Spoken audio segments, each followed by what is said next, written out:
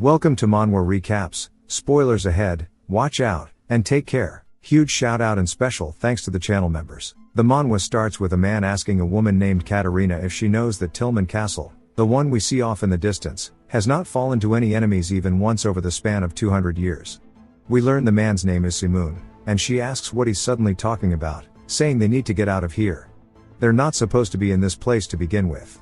He tells her it's okay as no one will be here right now, and she tries to tell him that she needs to go finish her cleaning duties. He says that it won't take too long and he really wanted to show her the scenery from this place as it looks especially amazing at this time of day.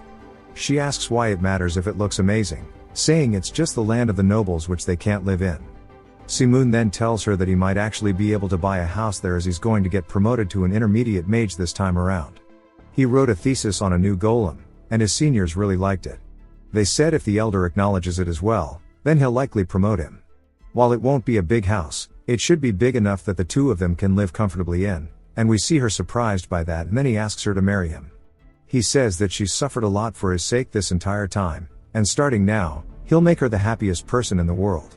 She then gets a bit playful and says that before he says anything like that, he should probably become an intermediate mage first. He calls her mean, and she laughs, saying that she's just kidding and that she wasn't expecting that such a day would come for them, as she starts to lean on his shoulder. Simoon says that he thought they could truly be happy because he worked really hard for their happiness. But then the harsh reality kicks in, as the elder actually took credit for his golem work. Another man says that the thesis he wrote will change the world. The elder is talking to a duke and says that's all too flattering, and this is all thanks to his unreserved investment. Simoon's hearing all of his credit being stolen and starts to tune them out, but he's actually feeling anger, and he says that his beliefs were wrong. Even if he works hard for the rest of his life, he'll never truly be given credit, and he'll just keep rotting away. The Duke then asks the elder what about the request he made, and the elder says he hasn't forgotten about that and asks the Duke if he's really fine with her since she's just a woman of lowly birth.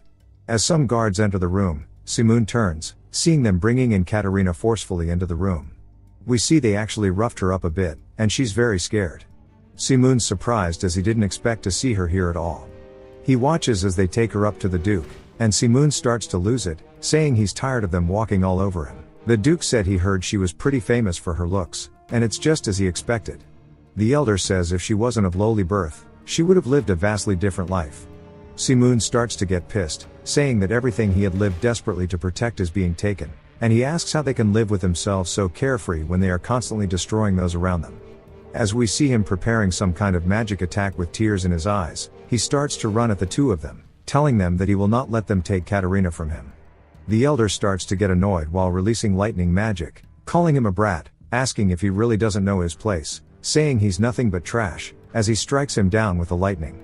Simoon's glasses then break, as he starts to fall over. Katarina starts to cry and scream, begging for him to get back up, and all he can do is stretch his hand out as she is being taken away from him.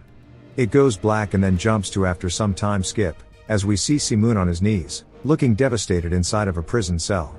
The only thing accompanying him are some rats, and his eyes look devoid of life. He says there was nothing he could do.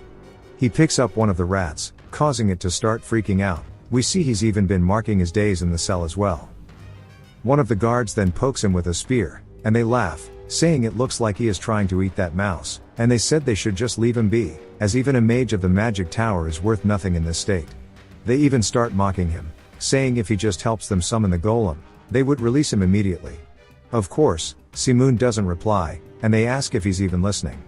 The other one says he went completely crazy after that woman died. They decide to leave him alone and start discussing her death, informing us that Katrina committed suicide so she would protect her purity from the Duke, as she was sold off to him.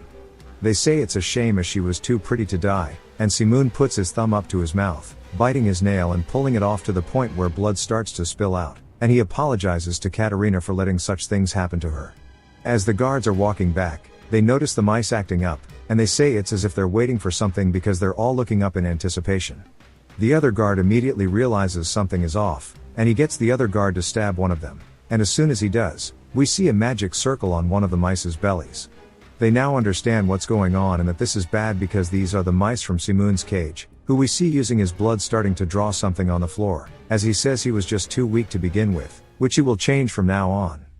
The guards quickly run over, telling him to stop what he's doing, and Simoon says that he refuses to stop as this is just the start. As his magic circle is now complete, he puts his palm on top of it, starting to absorb the life energy of the rats around him. Simoon says if only he had been stronger from the start, he never would have lost Katerina.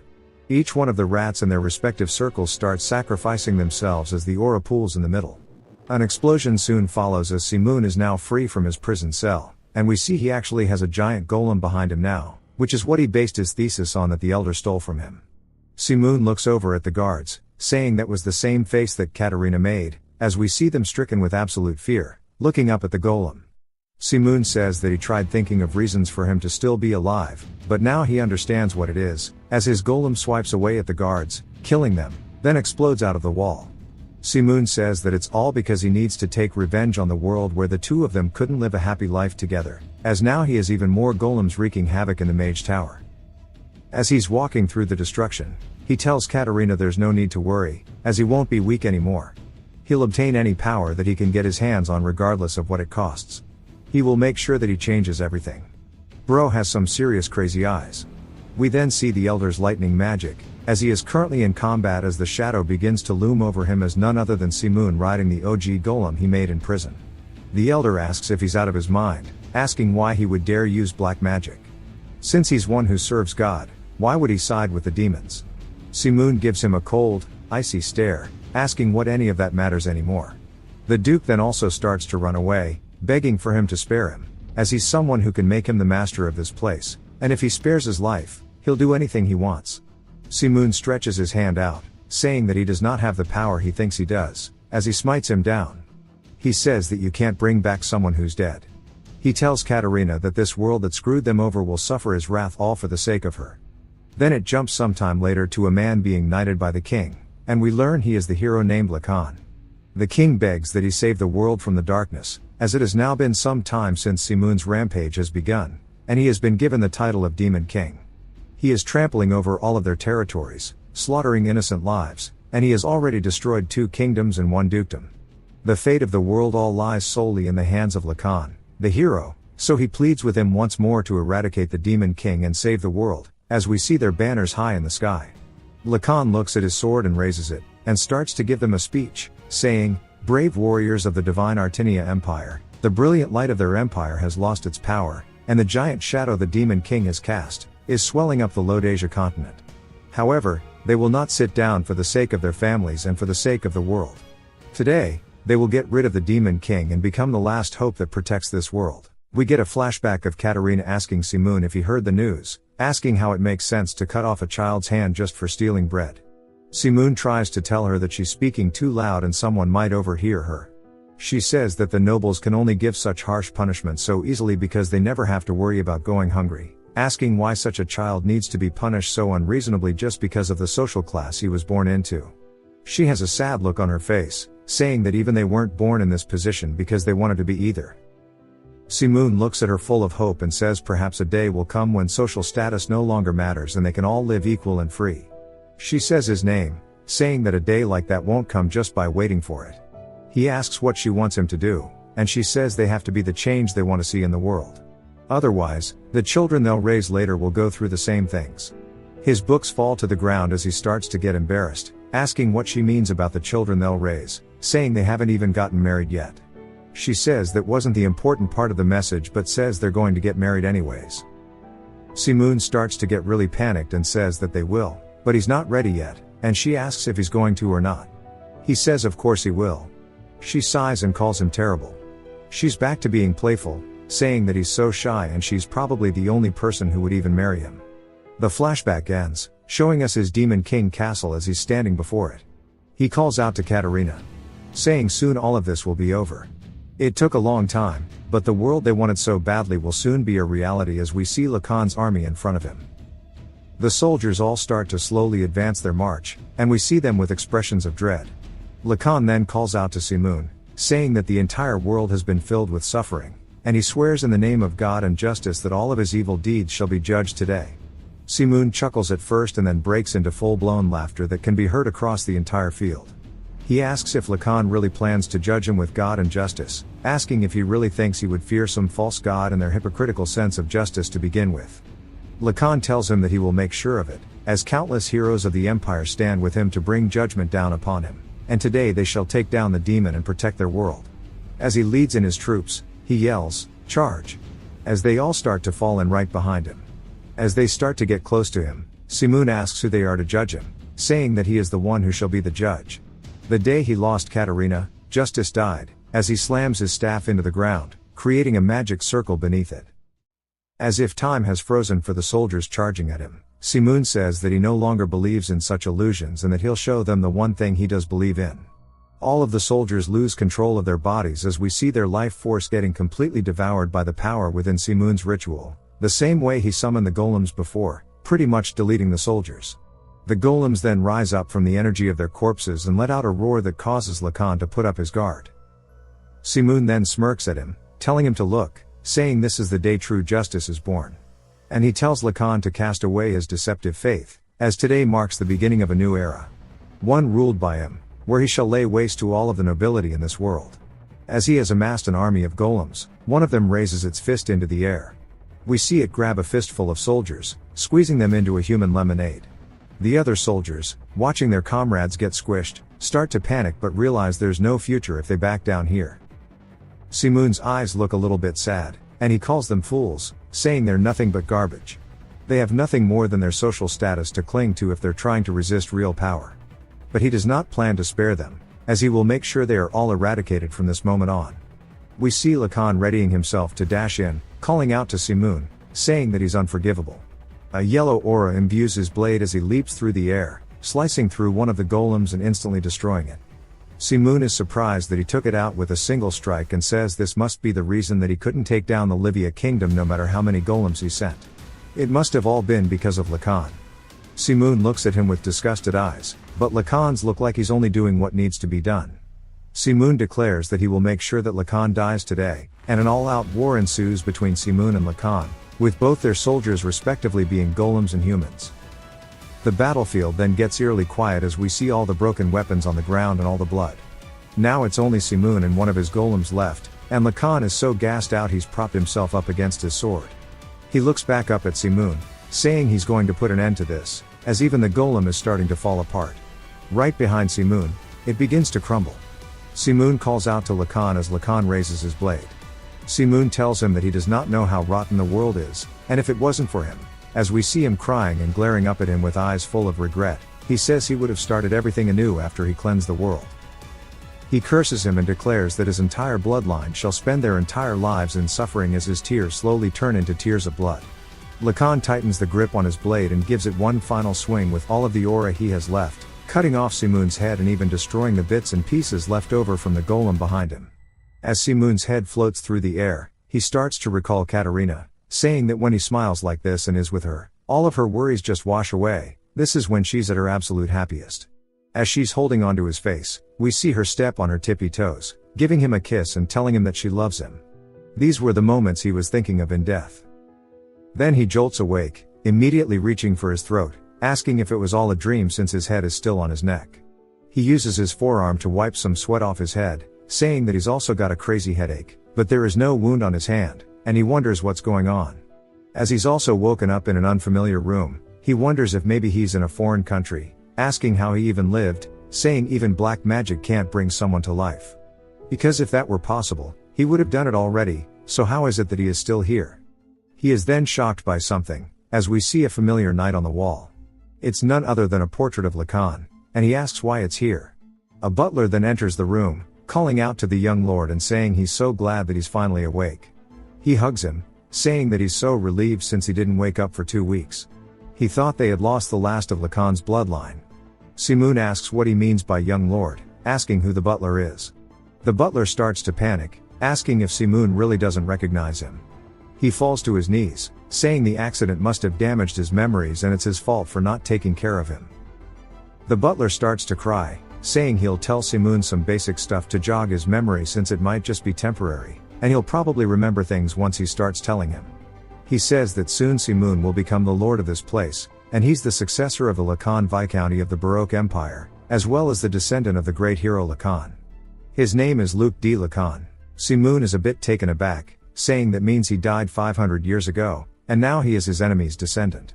Almost half a century after his death, he sweats nervously and then immediately starts running, much to the surprise of the butler. The butler tells him that he shouldn't be moving around so much in that state, but of course, Si-moon ignores him, asking if he's really expected to believe this shit and if he looks like a fool. He grabs onto the door handle, saying it doesn't make any sense, and then slams it open to look out of the balcony. Si-moon yells, saying that there's no way this is real, but much to his surprise, what he sees is a giant towering golem decked out in armor. Si-moon loses his balance a little bit, asking if this is real, saying since he's seen it now, it confirms that everything he said was true. Looking at how intricate it is, he can tell that the weapon is far more advanced than golem magic.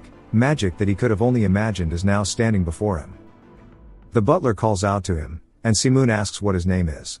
He says his name is Hans, and he is his personal servant. Si-moon then asks Hans what exactly he's looking at, and Hans says that thing is called a gigant. It is a bipedal humanoid weapon. Si-moon asks if it's made using golem magic, and Hans says that he's half right, because a gigant is made through scientific hex tech, what in the league? And paired with magic. Due to the advances in technology, unlike golems which are controlled from afar, gigants are driven by a pilot who remains inside of them. Si-moon finds it hard to believe that a person goes into it, and Hans says that is truly the case. Si-moon starts to think about it, saying that it requires a lot of advanced technology for someone to pilot it. But if Hans is telling him the truth, it is truly an amazing weapon, which means you're safe from external threats in battle and can even react quicker to events when compared to golems that you control from afar. It addresses all the problems he had with his golems in the past. Hans is just surprised that Si-moon seems so interested. Then Si-moon starts to walk back to his room. Hans calls out to him, and Si-moon stops moving, saying if it really exists, that means 500 years have truly passed, and he wonders why he had to be born as a descendant of his enemy. We hear them running around the house as Hans continuously yells his name. As Si-moon is chugging alcohol, he tells him that he can't push himself, as we see him standing on top of his desk, chugging it. Si-moon wipes his mouth, looking down at Hans, and says that he's a descendant of Lacan. Hans says yes, asking why it matters, and Si-moon then asks what's the big deal, he should be healthier than most people. He then starts to feel a sharp pain and drops to his knees, making Hans worried. Si-moon starts to gasp for air. Hans said he tried to warn him and he needs to be careful because of the curse. Si-moon asked what curse he's talking about, and Hans says he's somewhat expected it, but he really doesn't remember anything. Si-moon tells him to go ahead and spit it out. He starts to rant hella bad, and Si-moon tells him just to get to the point. Hans says that Lord Lacan was praised for his efforts in saving the world, but he soon passed away due to the Demon Lord's curse. Si-moon wonders what he is talking about, asking if he really did that. He recalls him saying that his entire bloodline shall spend their lives in suffering, and he wonders if that's what he means. But it was only something he said because he got pissed and now he finds it embarrassing, and he can't believe they thought it to be true. It jumps to the story being told again, how 500 years ago, the peaceful world faced a danger capable of wiping it out, aka Si-moon the Demon Lord. His dark magic could spawn golems that were more powerful than an army, and he wiped out countless soldiers with the flick of his hand. Just like that, it seemed like the Demon Lord would take over the world, but thanks to the righteous warrior Lacan, the world found its peace again. However, the Demon Lord cast a curse on him right before he died, which caused the warrior and his entire bloodline to die a painful death at a young age. Si-moon closes the book and sighs, saying they just really spun it however they wanted. He didn't even cast a curse in the first place, asking if they really believe a curse can last that long to begin with. He then thinks about it but says it is his fault for losing and wonders why he had to be born as a member of Lacan's family in the first place, saying it feels like he was the one who got cursed here. He then starts to grab another book and then even another one, saying that since this is a second chance for him, he can't face Katarina like this. This rotten world existed for another 500 years, so he can't imagine how much more corrupted it is now. Because no matter how much time has passed, he's sure not all of his followers were wiped out, and he needs to learn more about this era for now. Because if he can reunite with his followers, he'll really change the world this time around. The next day, we see the Gigant is still outside the house, and it starts to take us to Si-moon's room upstairs as he puts another book down. He's once again chugging alcohol, saying there's no way he's gonna be able to find his followers. Putting his lack of followers aside, the people have almost forgotten about him entirely. He says it's too much, even if it's been 500 years, as there's not even a trace of his existence. On top of that, his body has no mana nor stamina, asking what he can even do with it. As he begins to walk, he twists his ankle and falls face first into the ground, asking what he's even meant to do. He clenches his fist out of regret and calls out to Katerina, asking if he's doomed to achieve nothing in this life, as he only wanted to create a world where everybody was equal in content. He then hears a man yelling for the young master, which surprises him. He sees the door open, and he wonders what's going on as it's so noisy. He heads outside on the balcony, and we hear a man asking how long he's going to avoid them. The man tells Hans and everybody else that we haven't been introduced to, that he and the other merchants will not take a step back until they have an audience with the young master. He is from the Alone Merchant Association, specifically the branch master named Darren. Simoon wonders if he's in debt and laughs, saying that Lacan's descendants sure have it rough. Darren tells him that it's 30,000 peso, and he borrowed that from them last year to develop a mine, but he's always avoided them. He asks if he even anticipated paying it back then, saying he can't live like this anymore. Hans tries to tell him that the young master must stay at rest because of his condition, and they'll figure out how to pay him another way. But Darren says no, as they must hear from the young master himself on the matter. Hans and everybody else start to look anxious, and Darren says based on their reactions, it seems like he won't be able to pay it back right now. And while 30,000 is not a small amount, he'll give them an offer, asking why they don't just hand over the gigan in their house. Saying it's probably not even worth 30,000 since it is second hand, so he's giving them a great offer. One of the men yells, saying that it's impossible as they only have 3 in their entire house, asking how they're meant to defend their territory like this. We are introduced to the knight commander named Rogers. Rogers says that he won't allow it and they must kill him if they want to take it because the gigants are crucial to their defense. Hans tells him to relax, and then we are introduced to the accountant named Dixon, who says that instead of taking the offer, they should just raise taxes temporarily. Hans sighs, asking if he doesn't know how their people are doing right now, as they can't have the little amount they have left leave. Dixon says the only way forward is to hand over the gigant, then Rogers continues yelling, saying he told him that would be impossible. Simoon starts to laugh, saying this is such a good household, Lacan would be rolling in his grave. Darren tells everybody to relax, saying he wants to seize that gigant and the manor, but he doesn't want people to think of him as the people who took from the great hero house. He starts to point towards the gigant, asking if he can just leave with it. Rogers asks if he's joking, saying he already told him, but Darren says that he's probably misunderstanding him, as he's not talking about the gigant but rather the magic tower directly behind it. They're all surprised by this, and Rogers says the magic tower is a better choice than the gigant. Even Hans says nobody goes there anymore. Dixon says they had some income from it as a tourist attraction before, but now it's useless. Simoon asks what he means as he starts to look over at it. He completely recognizes it as his magic tower, and he can't believe that Lacan built his house right where he killed him. Simoon says that 500 years ago, where the tower is currently situated, is where he used to live with Katerina.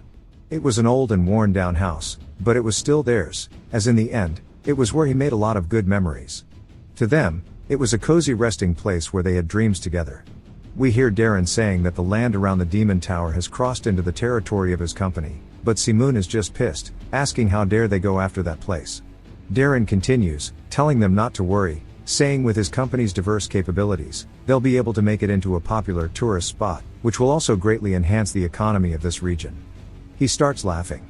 Dixon asks where to sign, but both Hans and Rogers seem skeptical.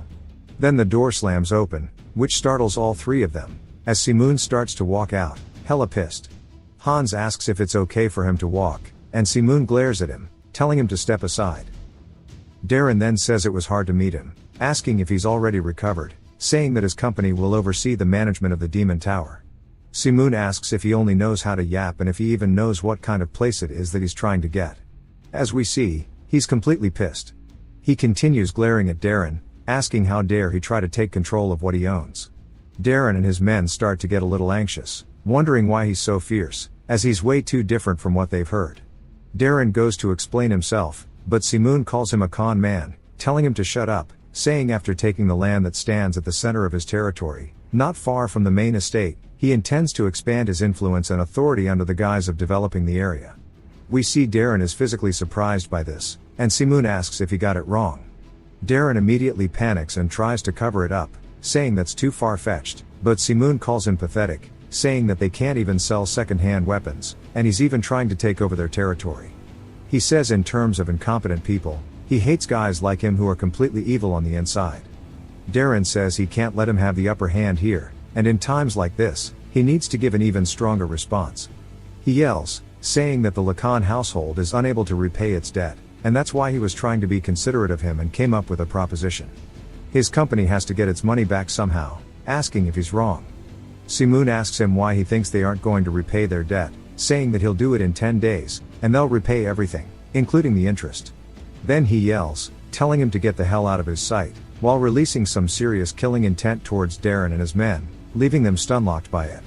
One of them hiccups out of fear, and Darren and his crew get on their wagon and leave. Darren tells him that he can't wait for him to try to put his money where his mouth is.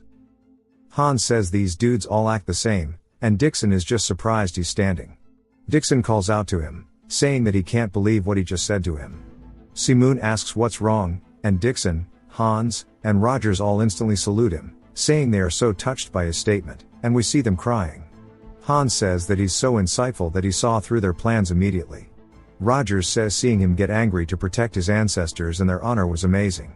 Simoon just asks what he's talking about, and Rogers says he didn't realize he took such pride in the household. He saw how that merchant bastard couldn't do a thing because of his fierce response, and at the time, he saw the image of the hero Lacan within him. Simoon just adores that they're comparing him to Lacan, saying he's definitely going to turn into the Demon King again at this rate.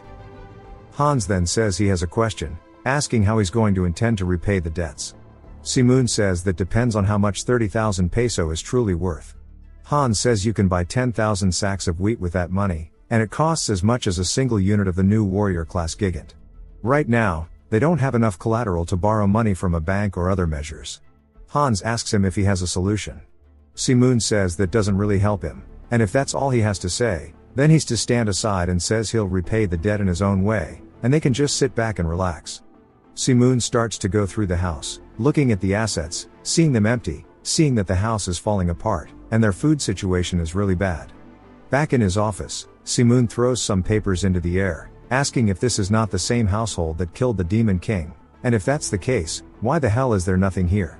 Asking Hans if he stole it all with the others.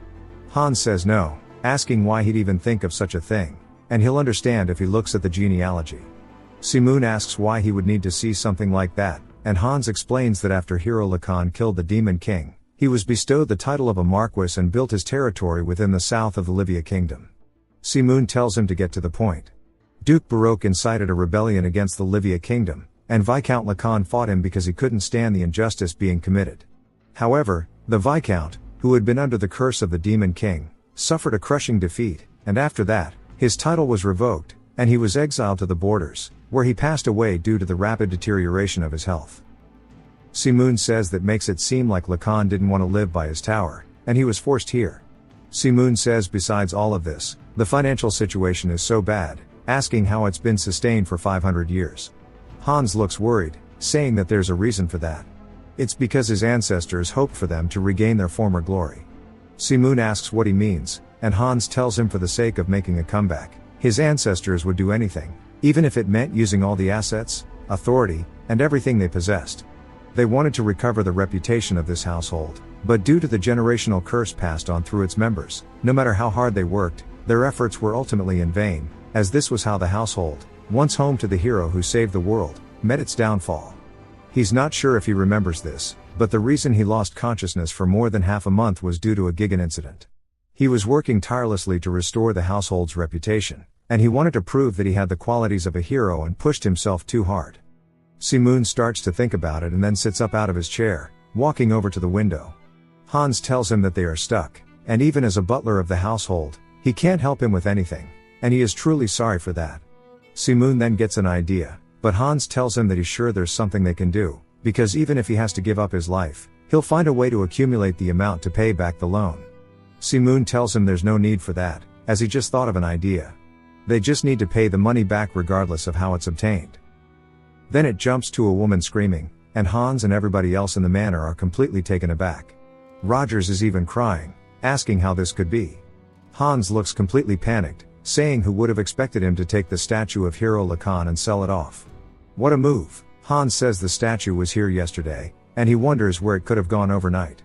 But then starts to wonder where the young lord is, saying he needs to tell him first. One of the guards quickly runs over, telling him that there's been a problem.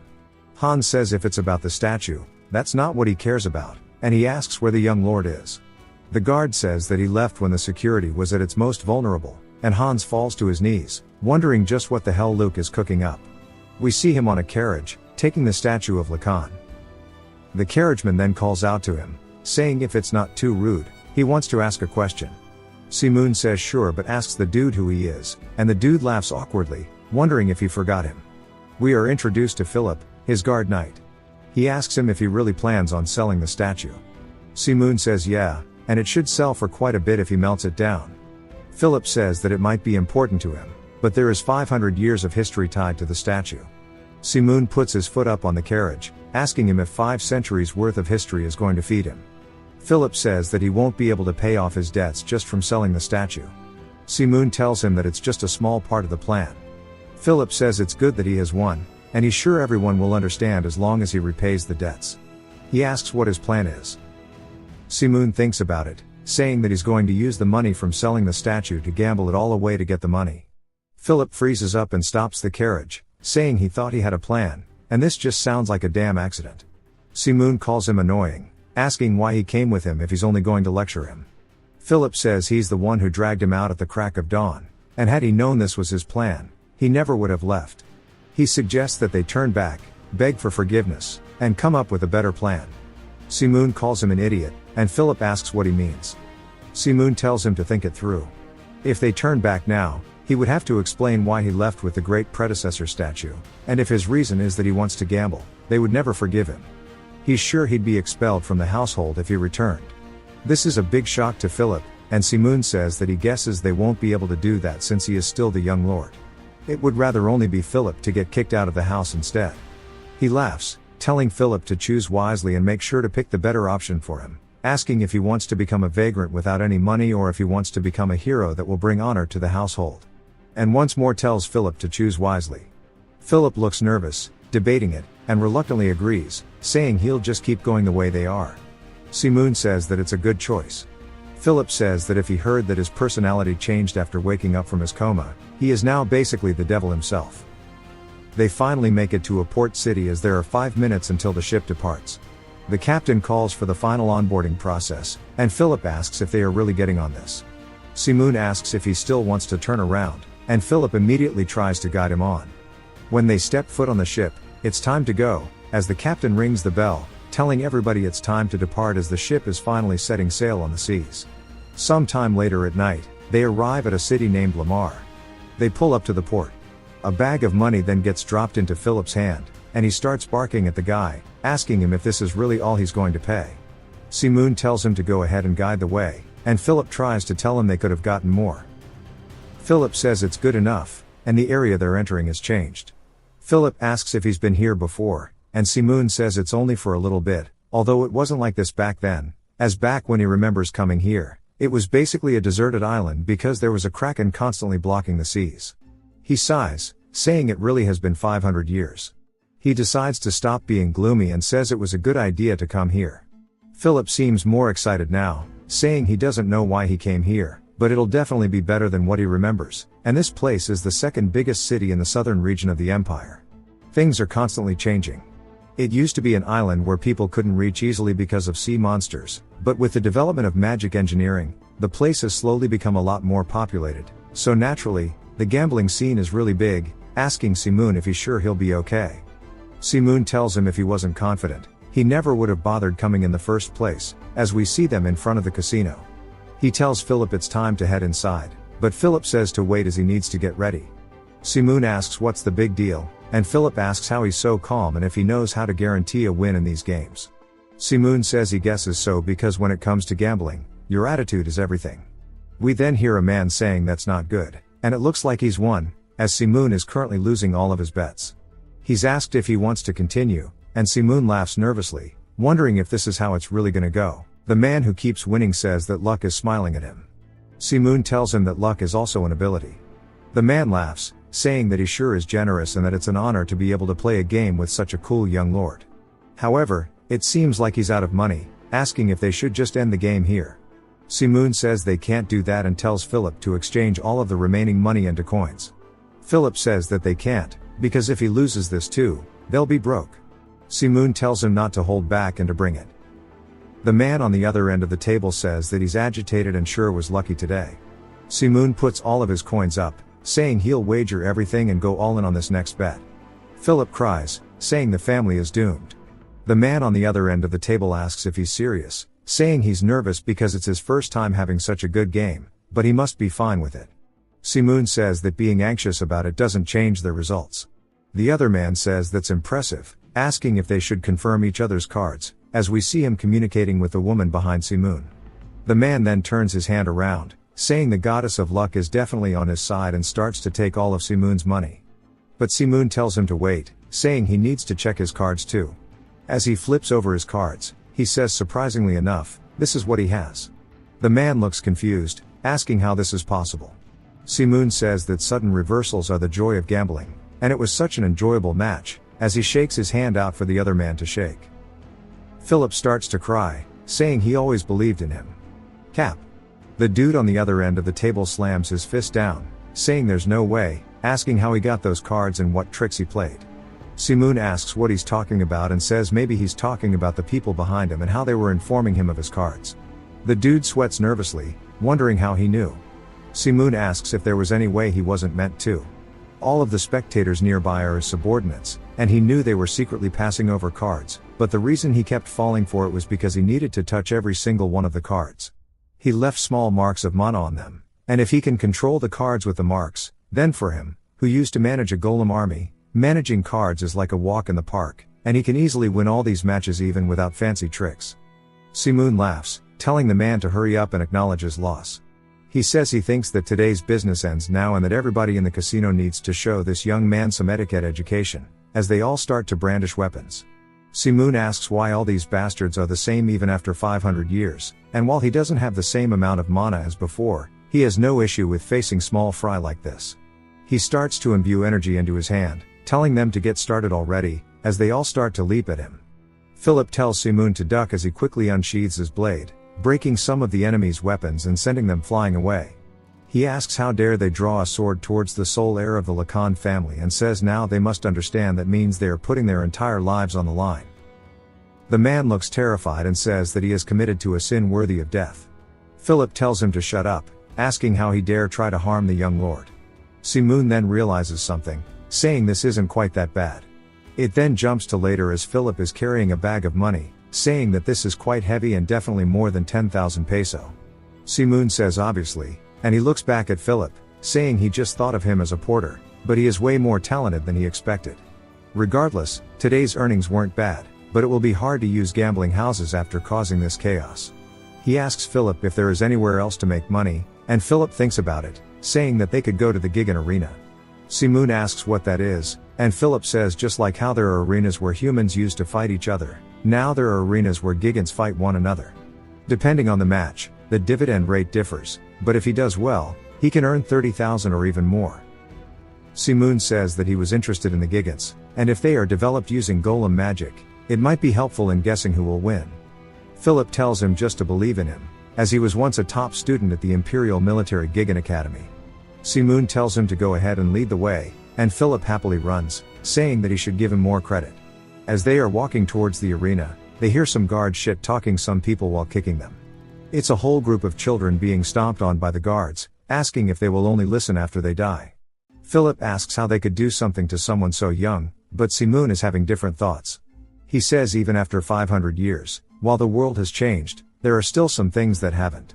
Some things decay and rot even more as time passes. He starts to grit his teeth out of anger and then calls out to the guards, telling them to stop. But someone else beats him to it, saying to stop immediately.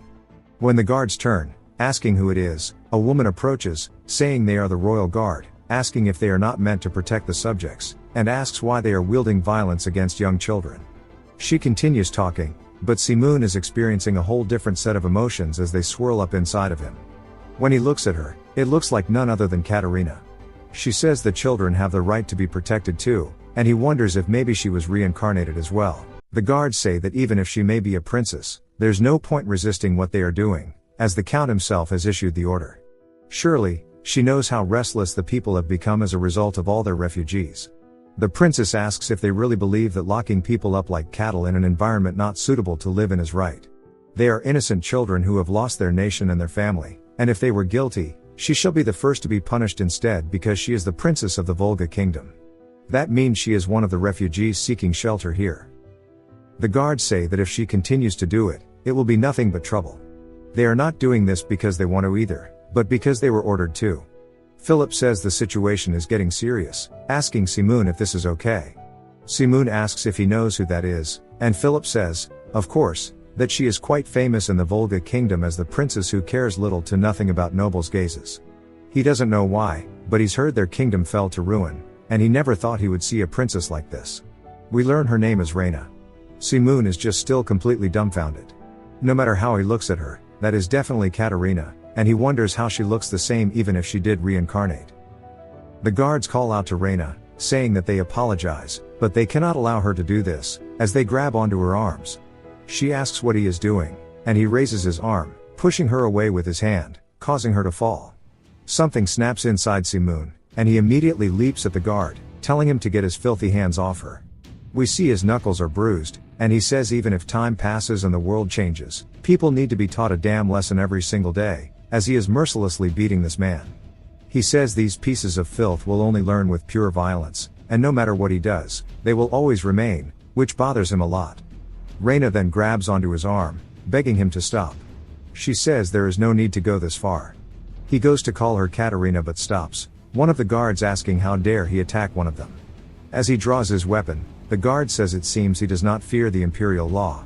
Philip asks him if that law of his is more important than his life, as we see his blade to the man's throat. The dude starts to choke up, then grabs his friend, running away, saying he will make them regret this. Philip clicks his tongue, saying this is straight out of a Chinese manhwa, and he's surprised they didn't say he was courting death. Simoon then calls out to Reina but calls her Katerina instead and asks if she is hurt, saying he is sorry he lost his mind for a second and he should have helped her. She says she is sorry but asks him who he is, and he is confused. He asks her what she means. She is obviously a little scared by his actions, and he says he might look different, so she won't recognize him, and he will tell her everything now. She says it will not be necessary, asking what the difference is between him and the guards when they both resort to violence. He tries to explain himself, but she says more importantly, he seems to be mistaking her for someone else, as her name is not Katerina, and that it is Reina, as he must have heard the guards say. Philip says that it seems the young lord made a mistake, and they are not really suspicious people. As he starts to yap to her, Simoon is lost in thought looking at his hands, and his eyes start to become full of sorrow. He says he endured countless hours alone, even though he knew she would never come back, and yet he almost fell apart just because they look very similar. We then hear an older man asking Reina what she is doing here. He says he told her that there was something important scheduled today, asking if she knows how hard it was for him to find her, and this is her butler, Victor. She goes to explain it to him, but Victor gets pissed, saying she better not have been fighting the guards again. Then Philip sees Simoon asking who they are, and he tells him that even if it's not their first time meeting, he apologizes, but due to various situations, things are quite tense, so it would be great if they didn't get too close to the princess. Simoon says that's stupid, saying even though he did misunderstand the situation and escalate it, he helped them out in the end, and he didn't do it to expect anything in return, but at least she could say, thank you. We see Reina thinking about it, but Simoon turns, telling Philip it's time to go, and both she and Victor watch them leave, saying they should go as well. Reina says he's right, as she didn't actually thank him. Then we are taken to the Gigan Arena, which doesn't look big enough to hold those giant guys, but we'll see. The shoutcasters say the match is getting really intense while we see Philip and Simoon in the crowd. They make their way to their seat, and Simoon says the fight is over, as we see one of the Gigants falling over due to a strike. As it topples down, the crowd starts cheering, saying that Adolf wins. Philip can't believe that he got it right again, saying at this rate they'll pay off all of their debt and strike it rich. Simoon says this is very easy, and he guesses it's because Gigants are made based on golem magic, and he can easily determine the victor because he can see their flow of mana. The shoutcasters say the next match is probably going to be a bloodbath, as it's a Gigant named Savage versus one named Sting. Philip says he can probably predict this next one as well, asking how Sting, who has 1 win and 5 losses, could possibly win against Savage, who's at 28 wins and 2 losses. Simoon says although it's possible to win despite such a disadvantage in strength, it seems this match will be trivial. The shoutcasters then start introducing the fighters, as we see one of them with their axes crossed, and we are introduced to the dual axe wielding savage being piloted by a man named Brian. Simoon is surprised by this one, as when it walks out it is called the Lucky Gigant. The shoutcasters say it was given a miracle win last time. Philip says it's quite a pity that he got a lucky win because now he's facing Savage, and we are introduced to Sting, and the pilot is named Karen. Simoon seems interested, saying he needs to go all in on Sting. Philip asks why, saying Savage is guaranteed to win this match. What Philip's eyes say is a different story, because he can see the aura and he can tell that Sting is much more capable than they've led everybody else to believe. Savage's axe starts to fly through the air. As we see Sting block it, the shoutcasters wonder what's going on, seeing that Sting is putting on an unexpected performance. Everybody's expectations of a painful defeat are, low-key, being blown out of the water as Sting blocks every one of Savage's attacks. Savage laughs, saying he thought they were just an amateur, but it seems like they've got some skills. However, it's still far from enough, as he comes in with a devastating blow that sends one of Sting's arms flying. The spectators are surprised, even Philip is saying there's no way this is happening, but Simoon is confused. Sting has the upper hand in terms of mana flow, yet they're not using their mana at all. Savage starts to laugh, telling Sting to get up, as their legs are still attached, and if they don't plan to fight anymore, all he can do is offer them an easy way out as he raises his axe into the air. Philip starts to panic, asking what they're going to do as all their money is about to be lost. Everyone watches as Savage's axe comes in directly towards Sting. Sting's eyes start to light up as they finally use their mana, but maybe it's too late. Savage's axe comes straight into the ground, shattering it. But then, we see there's actually nothing underneath. Sting asks if he's aware that you can adjust your bet in Gigant matches up until 30 seconds into the match, and now that the time frame has passed, they can't afford to pay for any more repairs than this. Sting sticks their hand out as a magic circle forms and uses an ability called Fire Blast, straight up flamethrowering Savage, lighting him ablaze. The shoutcasters wonder how this could be, saying they have an unprecedented event happening here.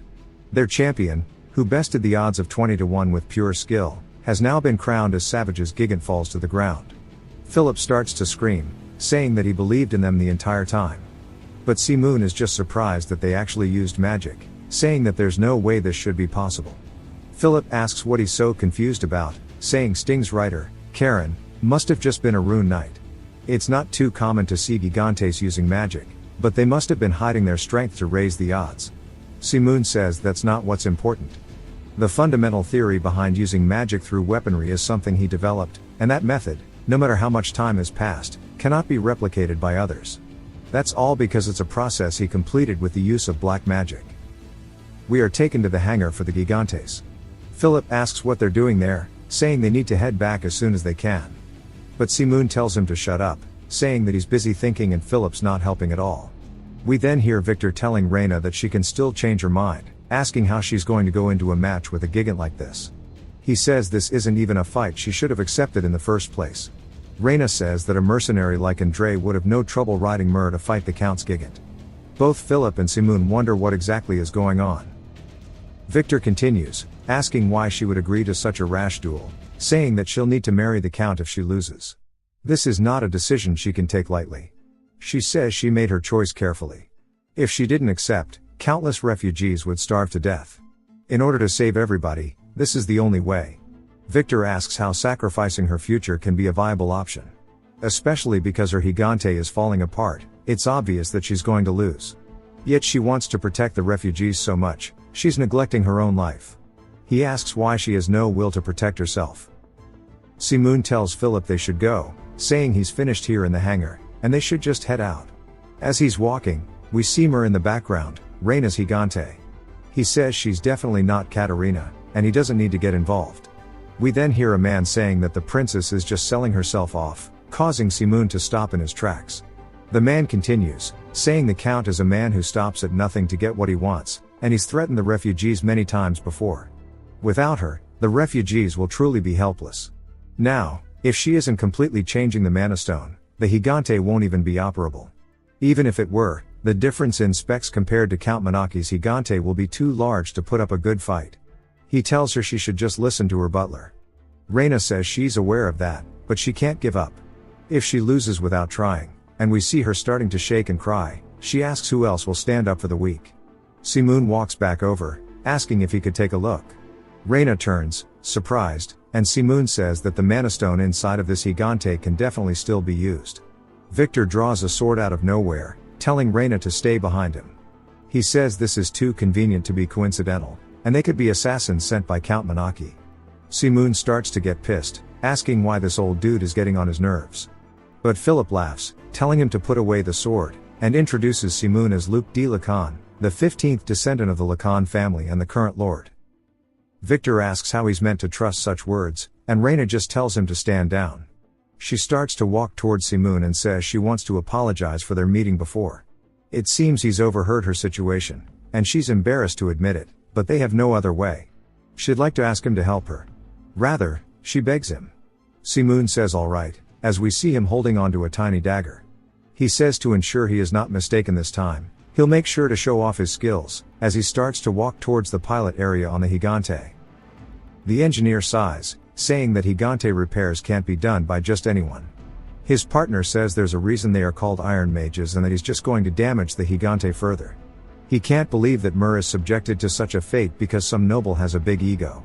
Philip gets close to both of them, asking if they would like to make a bet with him.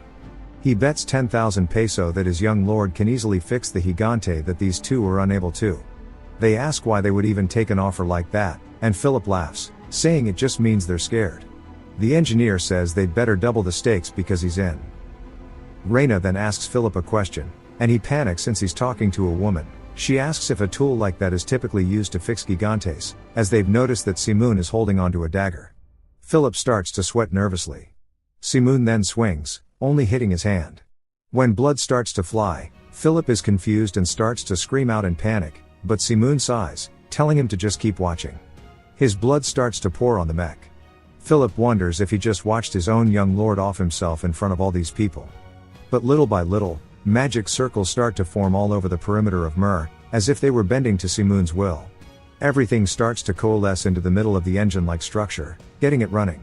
Soon, a red aura starts to swirl around Mur. Simoon stretches his hand out and screams, telling the Gigante to arise, as we see the magic circle that he has made completely repair Mur using his own blood. We get a flashback to one night at the Demon King's castle, and we see Simoon tired as there are golem corpses all around him.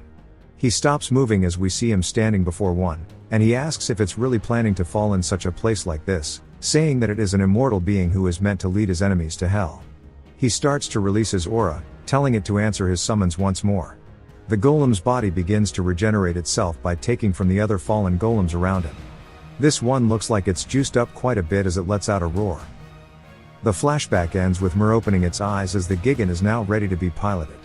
Philip says, as expected of the young lord, he believed in him from the very beginning. Both of the engineers fall to the floor, saying this is not possible. Even Reina and Victor are surprised, asking how he could do such a thing. One of them says that they can't believe he was able to revive a dead magic crystal, and they've never heard of the existence of such a mage in their life. They claim the continent, rather the entire world, would be amazed at this historic event. Philip, all happy, walks up to Simoon, saying there really isn't anything his young lord can't do, and he'd believe him even if he said he could make a golem out of rocks.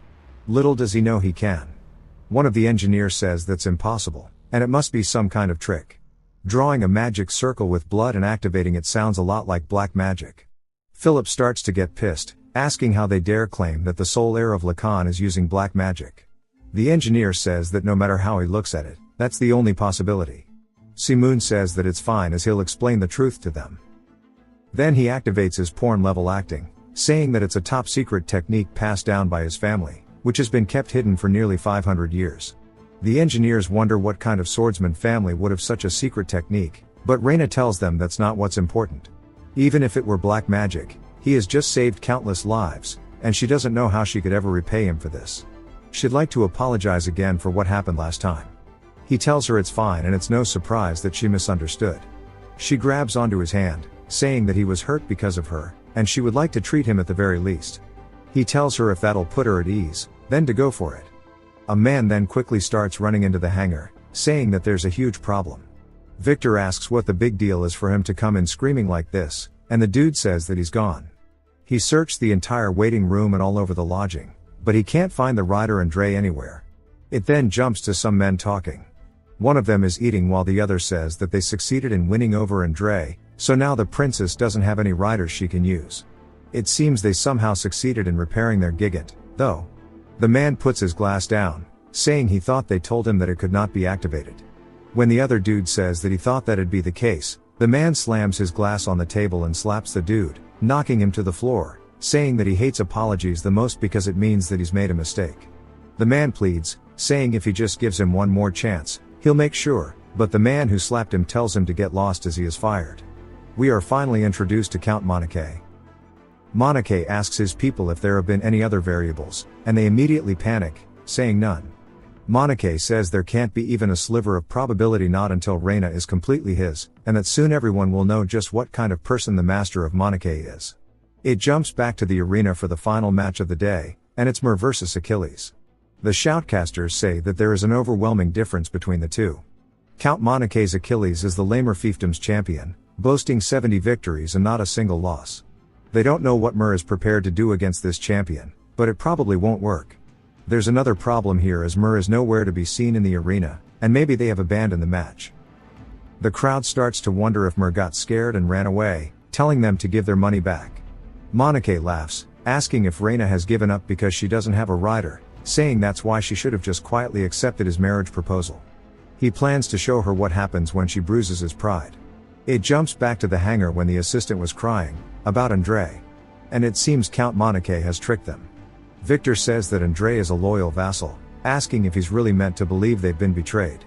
The assistant says there are people who've seen him entering the Count's camp, and even without stealing Andre away, there's still a difference in strength between their gigants to begin with. Reina starts to panic and get very anxious because this means they won't be able to fight. Simoon says that if she cannot participate, that means that she's going to be forced to marry Manhwa, asking if he's wrong. He says if that is truly the only outcome, then this might be too meddlesome, but he believes that he can help with this as well. Reina asks how he's going to do that, and even Philip says it's not that he doesn't believe him, but surely he hasn't forgotten the accident that occurred the last time he tried to operate a gigant. Simoon tells him not to worry as he's got a plan. We then hear Mer's footsteps as the crowd and the shoutcasters start to feel a little relieved, saying they thought that Mer had given up on the fight, but it's finally walking into the arena just at the last second. We see Manhwa a little frustrated, saying that he thought there were no riders left on the princess's side. His man says he's sure there weren't any more. Manhwa asks if that means she hired a mercenary, saying that can't be, and he's sure that the pilot doesn't understand the significance of this match. Still, he can't believe there was someone so far gone that they dared to take the princess's side in his territory. We see Reina and Victor finally made it up to the viewing platform, and she asks if the match has started yet. Victor says no, and they're luckily not late. Reina says it may be a relief but asks if this is truly okay. At a glance, the difference between the gigant's size is incredibly big, and the opposing rider is also the lamer territory's champion. We then see it's actually not Simoon in the gigant, and he says it'll be okay. Although he looks rather simple-minded, it turns out that the man inside of the mech is none other than Philip. Simoon compliments him, saying that he's actually very skilled. Philip just wonders why he's doing this. The shoutcasters say that now that the gigant Mer, who they all expected to forfeit, has arrived in time, it means the match can soon begin. The spectators wonder if this means that a gigant that small is really going to fight back against Achilles, and another bursts out in laughter, saying he can't believe this. Soon, everybody else starts laughing as well, saying they should have just ran away, and they can't believe they're calling something so shitty a gigant, asking if it's even able to move. Achilles says that he'll applaud the fact that he didn't run away, however, he must be aware of what the match entails, as he has no intention of going easy on him. Philip says that he won't know until he sees it in action. Achilles says he'd like to put that confidence of his to the test, as he slams his mace forward directly at Mer. Philip manages to sidestep it, saying as expected, his power really befits his size. However, that doesn't mean he's going to win, as he leaps into the air. He says that even though Achilles is big and strong, it doesn't mean he's actually a good fighter. But Achilles turns to him and immediately tries to counter-swing while he's still in the air. Philip's surprised that he's actually really quick, unbefitting of his large size, and has to duck underneath the attack. Achilles says he didn't expect him to dodge it, but now, after seeing what he has, he can tell that his confidence was all baseless. Philip says that was low-key dangerous, and he starts to sweat, saying this might be pretty bad. The fight continues, as the shoutcasters say that Achilles is attacking over and over, unleashing a flurry of blows towards Mer, but, of course, there's been no substantial damage so far. Achilles' pilot starts to get annoyed. He swings again directly toward Mer's head, but Philip manages to matrix underneath it.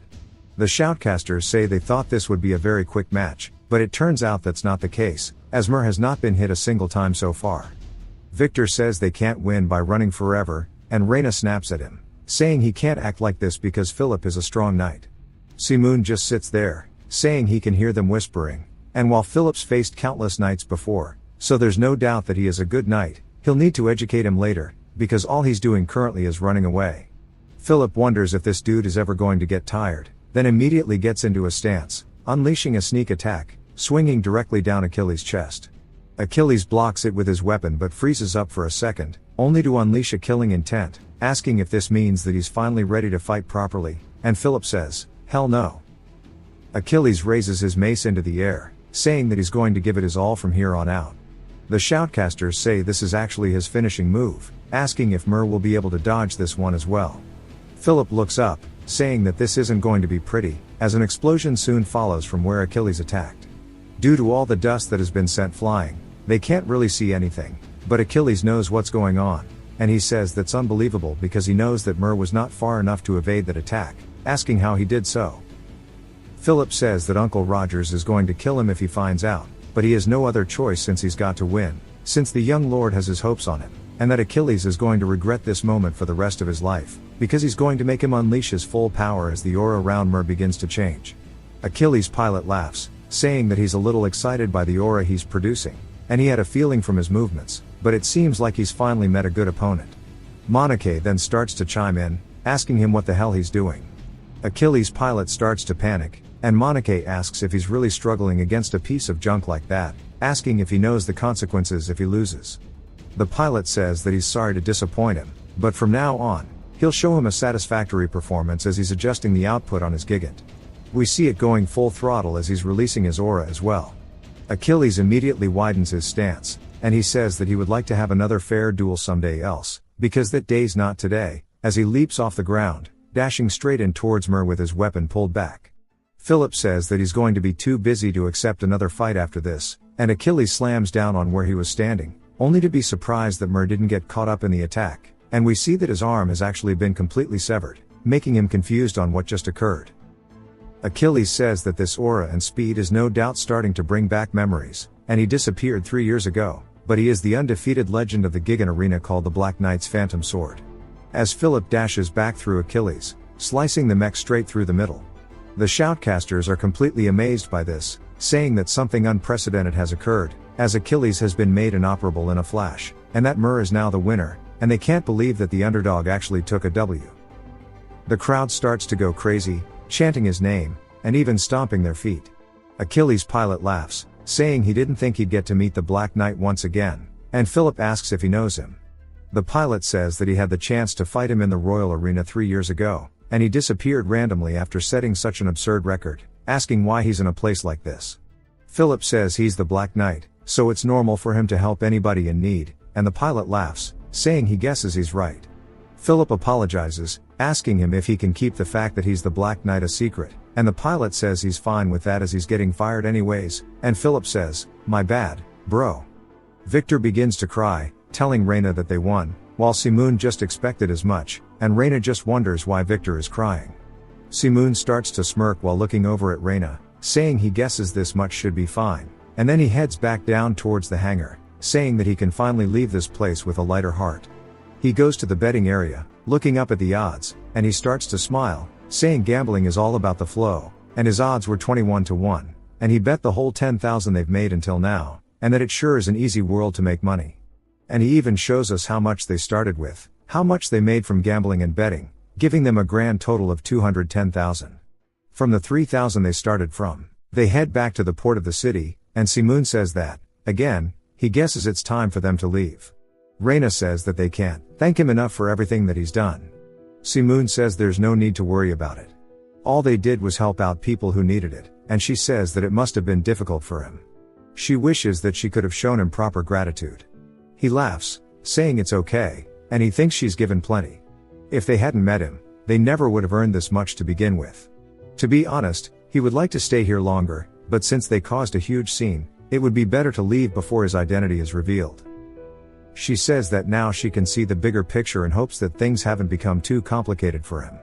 He says there's no need to worry, though he thinks it would be better for her to leave the area as soon as possible. Because if Monica is willing to do anything, he won't give up so easily, and it's likely that he's already scheming his next set of plans. Victor says that he is definitely correct and they need to leave while he has no reason to keep them here. Simoon says they understand that she's worried about the refugees, but even if she stays here, there's nothing she can do to help every one of them. For a better future, he thinks it would be wise for her to take a step back for now.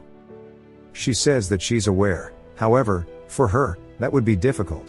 Although she may seem stubborn and ignorant right now, she can't just leave her people without someone to rule or rely on. Even if it's just a little more, she wants to help them as much as she can. Simoon starts to smile, saying he sees, and he shakes her hand, telling her to stay safe. She says that she hopes his journey is safe as well. He says he's looking forward to when they meet again. As they start heading back, Philip says that since he's managed to solve such a large issue, all that's left for him is to return and be crowned a hero. But he wonders why Simoon brought those awful engineers along, saying he should have just gamed them for their money. Simoon says that he thought he told him they didn't have any iron mages within their lands, and Philip says technically they don't. Simoon asks how they're meant to fix the gigant without them, and Philip says he thought he'd fix it like he did Myr. Simoon sighs, asking if he knows how to restore a repaired mana stone on his own, calling him stupid. Simoon says there's a reason why he's still at the bottom of the chain of command, and he tells him to stop yapping and just protect them. Philip starts to cry, saying that bro is so mean. Back at the Lacan estate, we see that Hans is stressed, yelling, asking somebody why they were here taking their stuff. It's none other than Darren, and Hans says he thought they had time. Darren says he's glad he brought it up the time, and he believed him when he said he'd pay off such a great debt, yet he betrayed them all and ran away in the middle of the night, asking why he has to wait. Philip then appears behind him, calling out to him, scaring him, and Darren asks him who he is. Philip introduces himself, saying he's the young lord's escort knight. Darren looks around, wondering where Simoon is but doesn't see him and asks Philip why he's alone and where he is. Philip says he's actually here to deliver something as he opens a chest full of gold.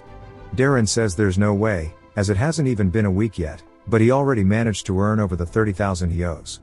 The engineers are even calling Philip master, asking if this is fine and if this is enough as they take a lot of the money out of the carriages. Philip calls them fools, saying surely they can see that Lord Darren is busy and they need to hurry up and load it into his carriage. They start picking up and moving it. Darren tells him that there's no need to rush and he'll wait to receive it directly from the young lord. Philip starts to smile and pulls out a whole essay. He clears his throat and starts reading it, saying he assumes he's already planning his next move. Darren asks what he's talking about, and Philip says this is a message from the young lord to him. He says that now that they've paid off their debt, he is now considered a trespasser, and he suggests that he prepare himself if he intends to stay and make a scene. According to the imperial noble laws, nobles who have their territory or a building under their care trespassed upon have the right to execute said trespassers. So unless he wants to be split into two, he suggests that he returns now. That was the end of Simoon's message. He added a little extra bit, saying he'll give him 3 seconds to leave. Darren shivers and immediately gets on his wagon and starts hauling cheeks, again telling them that they are courting death. Philip says at least he listens and he understands how scary the young lord is, and we hear Rogers calling out to him. Philip says everybody can be happy as they have finally been able to do what they wanted. But Philip sees that the reaction's not going as planned, as Rogers is running at him, all pissed, asking how dare he sell the statue of Master Lacan. Even Dixon says he's not going to get away with this. They start roughing him up, asking where the young lord is, and Philip says to just give him a second to explain. Rogers says to just answer the question and not make any excuses. Philip reluctantly agrees and tells them exactly where it is. It jumps to some crows in the air. We see he's returned to none other than his own castle as he opens the gates. He heads inside, saying this place is a complete mess, but that makes sense, as there's no way they would have taken good care of it. He snaps his fingers as the lights start to cut on. He says he should just be thankful that it's still standing after 500 years, take a shot anytime the years are mentioned. He looks over at a staircase, and he says this place is filled with memories of Katerina. He starts to smile, saying no matter what happens, he'll protect it. However, this is what's important. As he heads to his library, he puts his hand on one of the bookshelves and sighs, saying that he hopes it still works. He starts to imbue his aura into it. We see it activating some kind of hidden passage as the door opens. He says that he knew it would still work because the dwarves are perfect craftsmen, and it low-key works better than he expected, though. He heads inside, saying it's time to rightfully take what's his. Simoon starts to head down a staircase, saying the best way to fight off a curse is to have a stronger mana pool than the curse itself. That's advice he's heard a very long time ago, and at the moment that's the only solution he has. He starts to go even deeper as he has to push open another door using his mana, and as it creaks open he says it's been 5 centuries since he was last here. He tells somebody they did great protecting the house, and we see it's none other than some kind of core in a jar, and he says that he does like that they are quieter than before, but still it's been quite a while. And we are introduced to the demon, Hutrath. He explains back when it was actually the territories of the demons itself before he claimed the castle was his. He had to fight his way through using his magic as we see him putting his hands up casting a spell called Death Bullet, disintegrating the demons launching at him. As soon as he's done he starts heading forward, and he's asking somebody if they are the ruler of this place. A woman sighs, saying that she heard that he took down several fortresses already, so he was some 8th circle old geezer. We are introduced to the high demon Hutrath, but she's surprised that he's young, saying that she's quite disappointed, though it is impressive for a human since she's touched by his hard work she'll show him some mercy. She tells him that he can ask her anything she wants, and it's only right that she satisfies curiosity before he goes. He says that she is the chattiest demon he's ever met, asking if the demon's rank increases the more that they yap. She starts to get annoyed, calling him a fool, saying that she showed him mercy, yet he just rejected it. It seems that he's got quite arrogant after defeating some lower level demons, however she will show him that the demons here are nothing like the ones he has fought up until now. Simoon tells her not to worry, as he's not dumb enough to go into a battlefield all on his own as his golem boys break through the wall. Hutrath is surprised to see golems, and the fight begins between the higher tier demons and Simoon's army. Simoon also intervenes by cutting some of the demons in half, and Hutrath as well to his golems. After a bit of fighting, they are now standing before one another, and they have their WWE stare down before leaping at each other to land a finishing blow. We see an explosion, and then shortly after, the remnants of the fight, and Hutrath asks what he intends to do by converting her into demonic energy, asking if he's really trying to change the world. He tells her that she doesn't need to know, as he starts to sap all the energy out of her, turning her into a pure core of demonic energy. He says the whole process of taking her down was many times more difficult than the other guys, and that if you absorb powerful demonic energy incorrectly, it might throw you into a rage, and he has witnessed people turn into horrifying creatures because of that. He couldn't absorb it because of the high risk back then, but when he had learned the correct method to safely absorb it, he had already reached the 9th circle, and he didn't need it anymore. He didn't expect to use it now, as he never expected the reincarnation to happen. His chest starts to hurt hella bad, as he stumbles, losing his balance, coughing up a storm. He then opens his eyes, surprised, as he is now inside of a different area, aka the mind's realm. He says it looks like he wasn't eaten by the demonic energy, and when he looks up, he sees none other than Hutrath sitting off in the distance as she turns, looking at him. She asks him who he is, and she stands up, exuding some intense pressure. Simoon says that it will be hard to withstand with his current body. Even though it's been so many years, she still has a ton of demonic energy. He goes to tell her that he says he's come here to borrow her power, but she immediately starts to realize who he is as she leaps forward, grabbing him by the throat, putting him on the ground, saying that he's so weak now that she almost didn't recognize him, asking what he's doing here.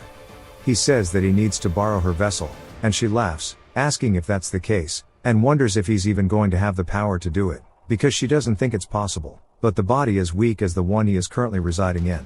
She says she can't believe that her enemy, who's trapped her here for so long, has walked in such a pitiful state on his own, and now he wants her strength, asking if he also finds it kind of ironic. Simoon realizes that she could break his neck at any moment, and he grabs onto her wrist, asking if she's really okay with this. She's confused, asking what he means, and he says that he came here with a decent proposal. Yet, she's just going to kill him off without hearing it. And he knows that she'll want his whole body as a magic supply, so she won't hurt him. She starts to laugh at him using thinking it's worth her time, then lets go of him, saying that she'll at least recognize his bravery, and starts to smile, asking if he really thinks he can withstand her strength with his circle shattered. Simoon says if he can't, then she can just take over his body, and there are no downsides for her, who has been trapped here for centuries. Hutrath says she wonders if there isn't a much simpler solution, as she snaps her fingers. Some demonic aura starts to grab onto his arms and legs, and she laughs, saying that she's going to play with him for as long as she's been trapped in here, saying surely he should be able to bear at least this much. Si-moon wonders what's going on, because he can't even control his body anymore, and she starts to laugh, asking if he thinks he has the time to ponder. He's phasing in and out of consciousness, and she mocks him for passing out due to her mind magic, asking where his pride has gone.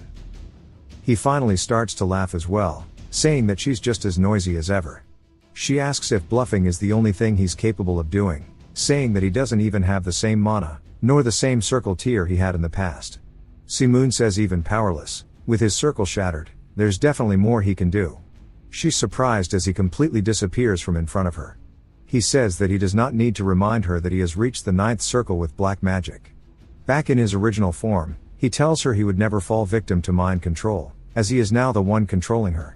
As she sees him as a giant entity, he stretches his hand out towards her, completely crushing her. She then opens her eyes, having cold sweats, saying that she knew it from the start, and that he sure is quite entertaining, but to think that he'd actually have reached the 9th circle in the end.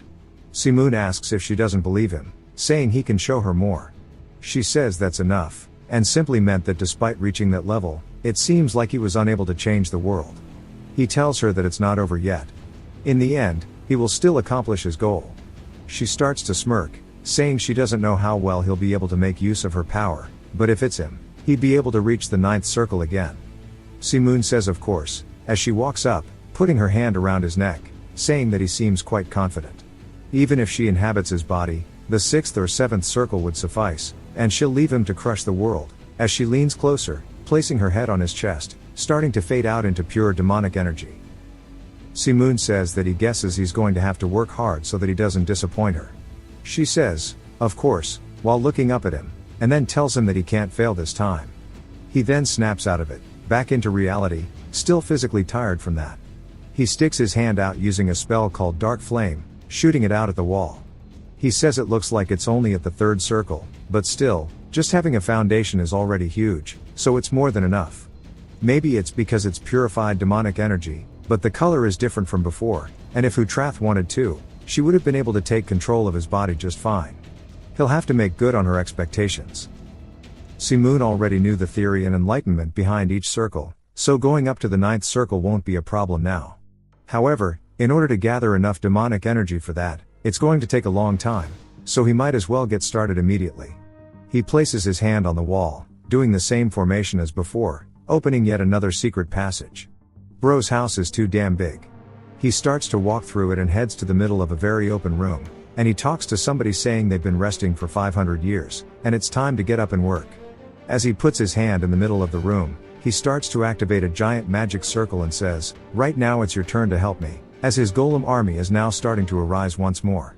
Then it jumps to Count Monake's residence, as we see a man getting punched in the face. It's none other than the pilot, Mylon. Monake asks if he knows what he did wrong. Mylon says that he's sorry for losing, and he hopes he can forgive him. Monake asks if he really thinks it's all because of the match, saying no matter how he thinks about it, there's something odd. Mylon asks what he means, and Monake says even though the difference in performance between the Gigants is 5-fold, to lose like that, surely anybody would think he was working with Reyna in secret. Mylon tells him that he vowed his loyalty to him, and he would never betray him. He swears on his honor as a knight that he never did such a thing.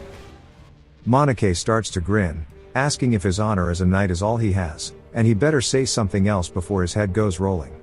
Mylon says he knows something about the other Gigant's pilot. 3 years ago, he faced off against him at the Imperial Gigant Arena, and he was a famous knight, as he's never lost. Bro really folded. Monake asks if he knows who he was affiliated with. Mylon watches the sword that almost killed him get put down, and he says they left not long after, so nobody knows his identity. Monake says he sees, and this means he has nothing else useful to say. Yet another sword has been unsheathed for some reason. Mylon is left confused, and goes to beg for his life, but ultimately gets cut down in the end. As Monake leaves his room, one of his men tells him that Reyna has remained here inside of Limer.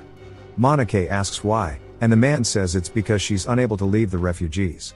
Monake says the dude just needs to keep tabs on her, and he adds one more thing, to look into the pilot that was controlling Mur, and find out where he lives, because he will see this man himself and crush him, as he's looking at an army of Gigants. Low-key foreshadowing that they might go to war. We hear Simoon telling somebody that ever since a long time ago, the Lacan household has thrived because of the nearby river and fertile lands. However, most have left now, leaving many houses abandoned, and there are already 3 villages that are on the brink of becoming ghost towns. We see him looking over all of this from a cliff, and he turns, asking somebody what they think about this problem, as it's none other than Dixon, who is tied up panicking. Simoon unsheathes his sword and starts swinging it around, and Dixon asks why he's doing this. Simoon says that he needs to stop playing dumb and this is all his fault. Dixon cries, saying there's nothing he could do about it, and he tried his best. Simoon raises his blade, asking if he really did, and all Dixon does is scream. Simoon says he would love to hang him in the middle of the square as an example, but the more he looked into his background, the more interesting he became. He's a talented individual recognized by the Empire, but he turned down the offers from other states and came here instead. Simoon then sheathes his sword and Dixon immediately thanks him. Simoon says that he asked for the last 10 years worth of finance books in order to see how he's been doing, and he actually brought it to him within a day without any errors, and he's pretty useful. Dixon starts to get all squirmy and blushes, saying that he's really good at arithmetic, and he starts just straight up gloating. Bro is loving the compliments. Simoon tells him that's the problem, and Dixon asks what he means. Simoon grabs him by his collar and throws him off the cliff, causing Bro to tumble down as Simoon slides down and they eventually make it to the bottom. Dixon asks why he's doing this. As he looks up, he's surprised to see some straight slums in front of him. He asks if these are really residents of their region, saying this is impossible because when he calculated the average, there shouldn't have been any slums like this. Simoon asks how it feels to actually take a look at the village yourself. Dixon asks what he means. Simoon tells him he can't summarize human life into numbers alone, and he needs to spend time with him and figure out for himself why the Viscounty is in this state, and if he can't find the cause, then he will no longer be working for him. Dixon asks if he's going to fire him, and Simoon asks if he would rather quit instead. Dixon immediately runs over towards the citizens and introduces himself as the accountant of the Lacan household. Simoon says that he's fine just watching the household fall, but there is a better time for that, and he needs to focus on improving this place so that he can raise his circle without having to worry about anything else. We then hear some people yelling at Philip asking if it's true that the debts were repaid by gambling. Philip says yes as we see him tied up with all the money behind him. The people of the manor start saying the image of the household is going to plummet if people figure out he gambled to get their money, and they ask Philip why he didn't stop him. Hans says they built up the reputation, and now it's just going to be destroyed. Rogers is also pissed. He starts grinding his teeth, calling out to Philip, who panics, asking him what he wants. Because he's scared of Rogers, Rogers asks if his identity was revealed, telling him to tell the truth. Philip says of course not, because he's not stupid, and then immediately recalls him telling Victor and the rest that he was from the Lacan household, and realizes he screwed up and says maybe he is that dumb. Rogers starts barking at him. Philip tells him that it wasn't during the games, it is the truth. Hans says that even if his identity was not exposed, it's only a matter of time before everybody would figure it out, considering Count Monache's intel. As he's the head of Lamer, so all news will reach him, and considering his evil personality, it's possible he may try to retaliate, and if he were to do that, there's nothing they could do, as he is a distant cousin of the Emperor. Rogers says that Monache has always expanded his territory through wars, and they've basically given him a reason to wage war against them. Hans says he wonders what the young lord was thinking when he did this, and Simoon finally steps up saying he can't listen to this shit anymore. They're all surprised that he's here in turn, and they ask where are the ones that were saying that the representation of the household is important, asking if they're really trying to ignore the evil deeds that are happening in front of them. Rogers says that they're just speaking realistically, as their military force is nothing compared to Count Monache's, and they just wanted to let him know that his decisions have now put the entire household in danger. This is the first time in the entire series so far we've actually seen Simoon genuinely angry since reincarnating. He asks if they earned their title of hero by kissing the asses of those in power, saying that he thought that they were given their title because they fought even in the most disadvantageous situations for the sake of justice. Hans tries to tell them that the people here are giving their all for the Lacans, asking how he could say something so absurd. Simoon immediately asks him if the problems were resolved, and Hans realizes they weren't.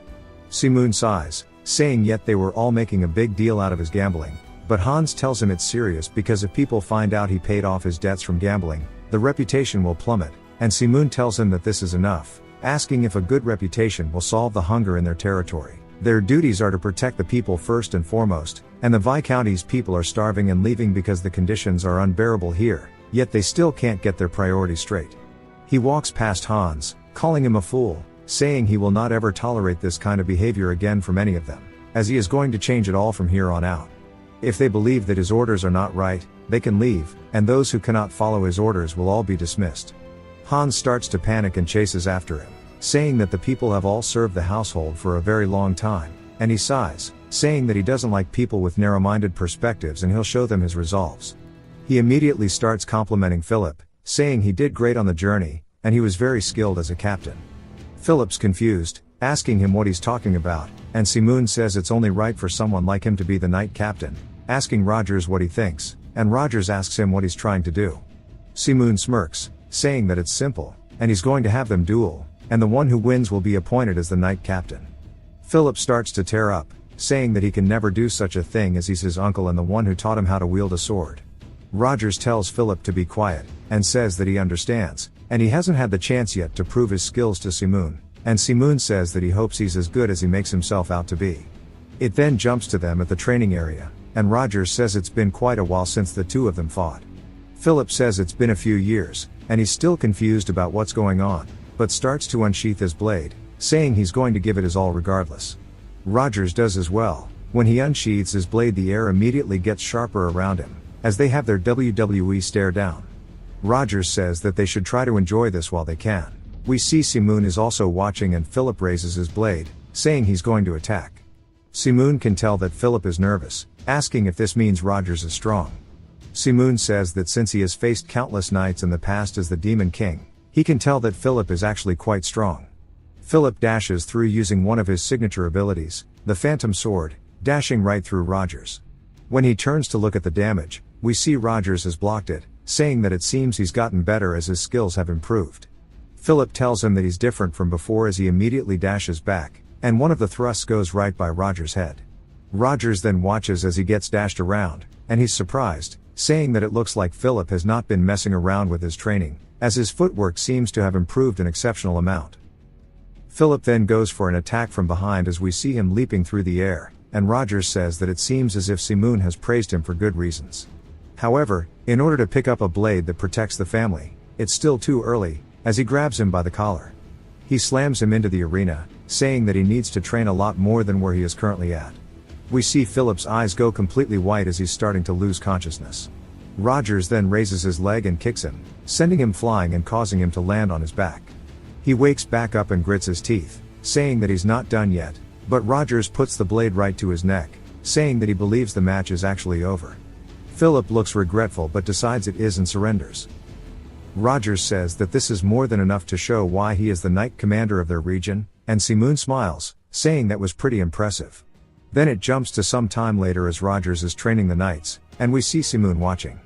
Rogers says they better not quit as they haven't run much so far, and they all apologize. Rogers reminds them that the young lord is watching, so they need to perform exceptionally well. Simoon thinks about it, saying he never thought Philip would lose that easily, and Philip says that it's because Uncle Rogers is one of the top 5 swordsmen on the entire continent. Simoon says that if someone like him were to target him, he'd have no choice but to die, and Philip apologizes. Simoon then tells Philip that he intends on selecting him as his official escort knight, and he needs to make sure to do whatever it takes to fulfill that role. Philip is completely surprised to hear this and even starts to tear up. Tightening his grip, he says that he'll do his best, as we see him super happy, saying that in order to become the blade that protects him, he'll show him that he is worthy of his trust. Simoon says that he needs to go hurry up and join them in training, and Philip runs off. Simoon says to think 10 out of the 50 knights would be considered experts. He guesses they can only thank their warrior lineage for that. It's not just Philip, even Rogers is incredibly talented, and most people would wish to have even a fraction of what they own. If that's the case, it's clear why the family is in such a bad state. That night at the estate, we see Hans shaking, asking Simoon what he thinks he's doing, saying first he sold the statue, and now he's selling all of the family treasures, asking if he intends to throw away the honor of his family name. Simoon says that if it makes him money, then he intends to do exactly that. Hans puts his hands on the table, asking him why he's doing this, completely panicked, and we see him low-key holding back his anger. Simoon looks up at him, saying that the great hero Lacan, who died 500 years ago, is no help to them right now. Hans is startled, asking how he can say such a thing, and Si-moon tells him to think about it, saying it's because of those old principles they held onto all in the name of honoring the great warrior Lacan that the family has fallen into this state to begin with. It's because of vassals like Hans that the family name has fallen to ruins. Hans says that's impossible because if it wasn't for the curse of the Demon King, but Si-moon cuts him off, saying that attitude is another problem. They praise their predecessors for fortune and blame the Demon King for their downfalls. He starts to unsheath the dagger, telling Hans he would like to make himself clear.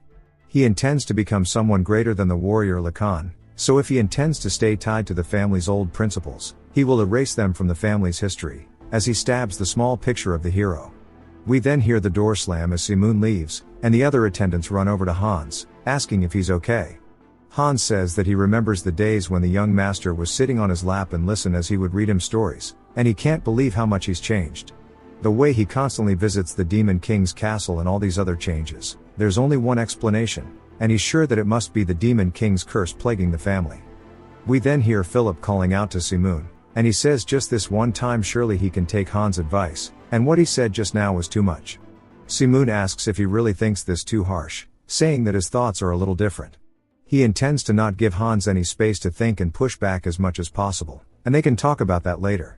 Asking Philip if he's completed the task for him, Philip gets surprised, saying that his voice is too loud, and this is information he has barely managed to get from Hans.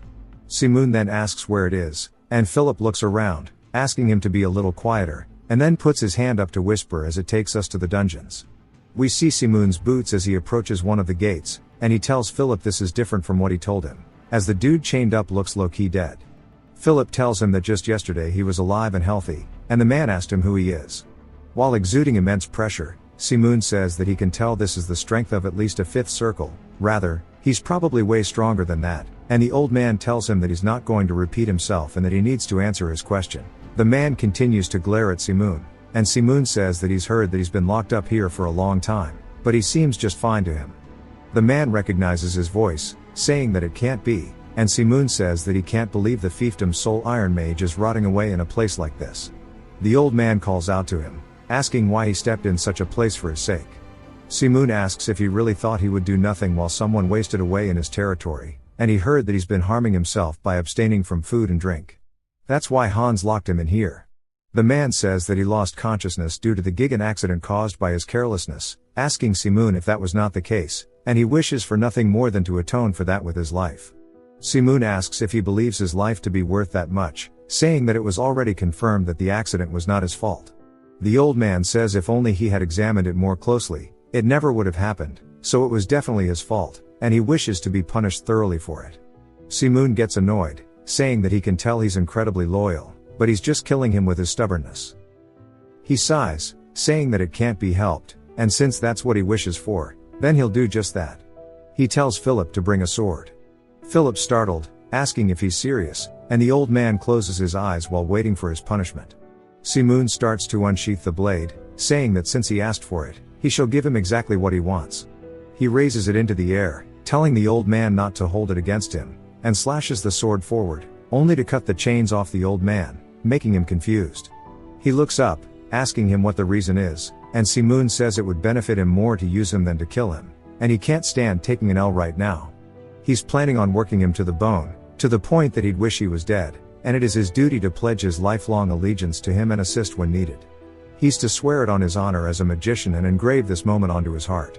He then tells Philip to take out what they brought, and Philip starts to pour gold coins out.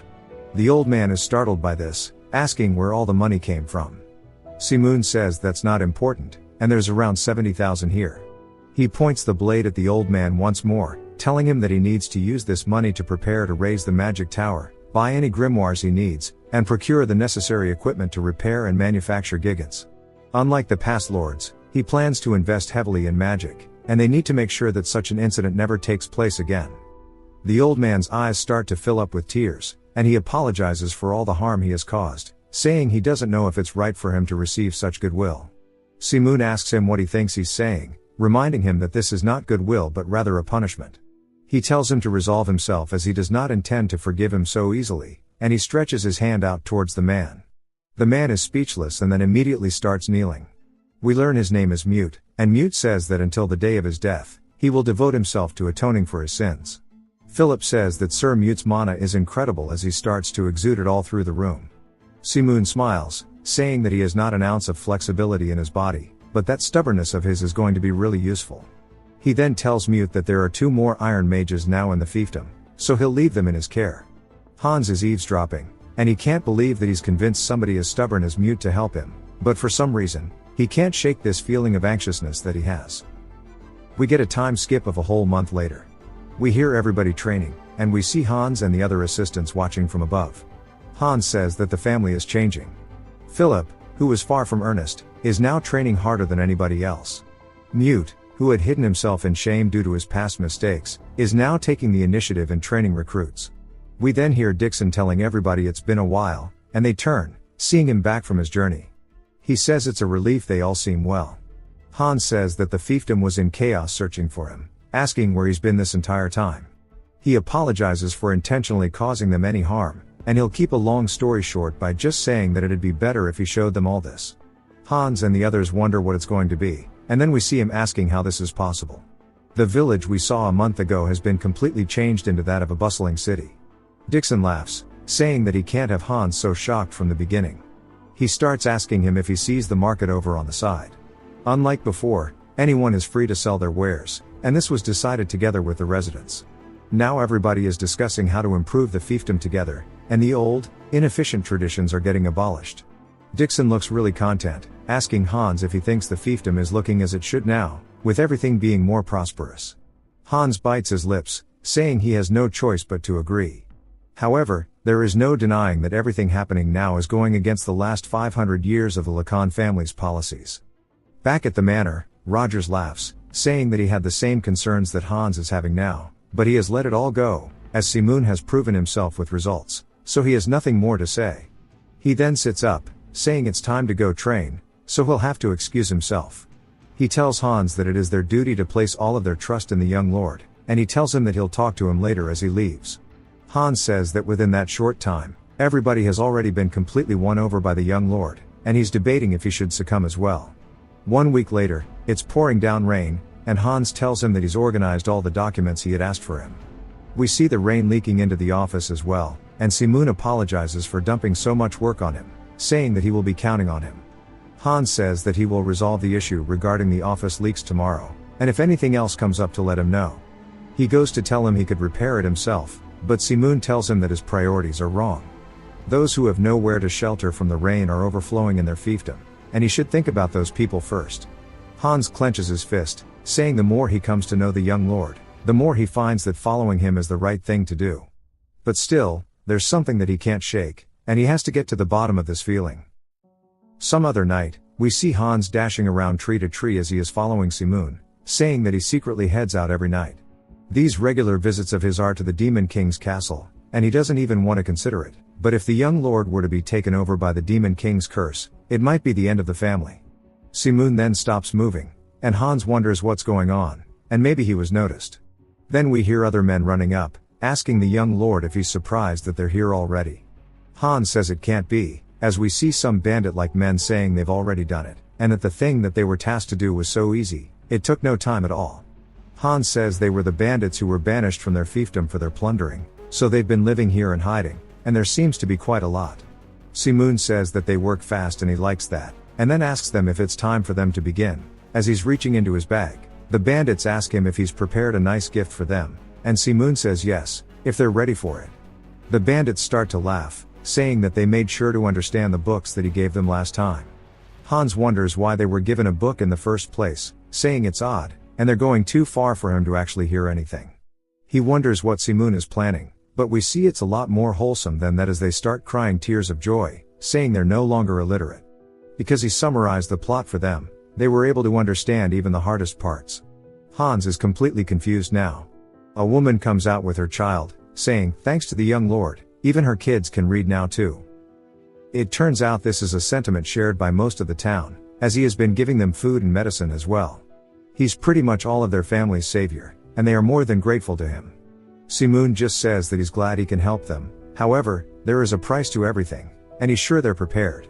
The bandits say of course, as while they may have spent their lives as bandits, they're not ungrateful animals, and he just needs to give them an order as they'll do anything he says. Simoon says that's perfect, and then he dumps the bag out in front of them, which is just a lot of gold and books. Han says that's probably around 10,000 peso, but he sees more books, wondering what he is plotting. The bandits ask what this is as well. They say they understand the books, but why the money? Simoon says the answer is within the books, and once they read them, they'll understand. Inside some of the books are actually resident registration and land transfer papers.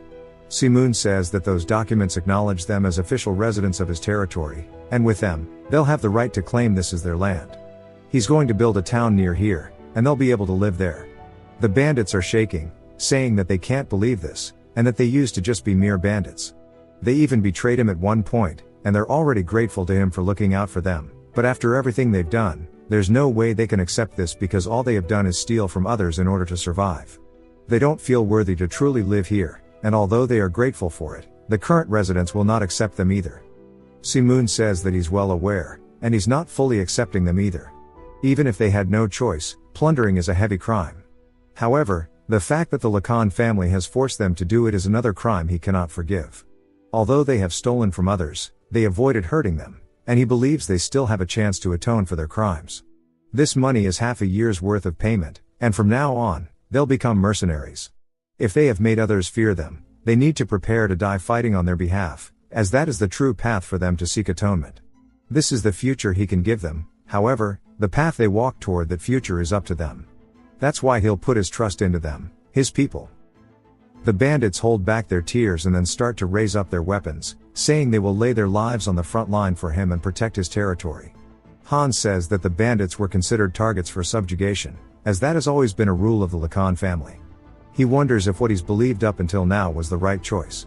He drops to his knees, saying what he's chosen to do was to ignore the screams of the alienated. He calls himself a fool. He can't believe he misunderstood the intentions of the young lord and questioned him. Now he understands that he truly intends to improve the territory, and he promises that he'll make up for this mistake by serving by his side, and we see him starting to cry.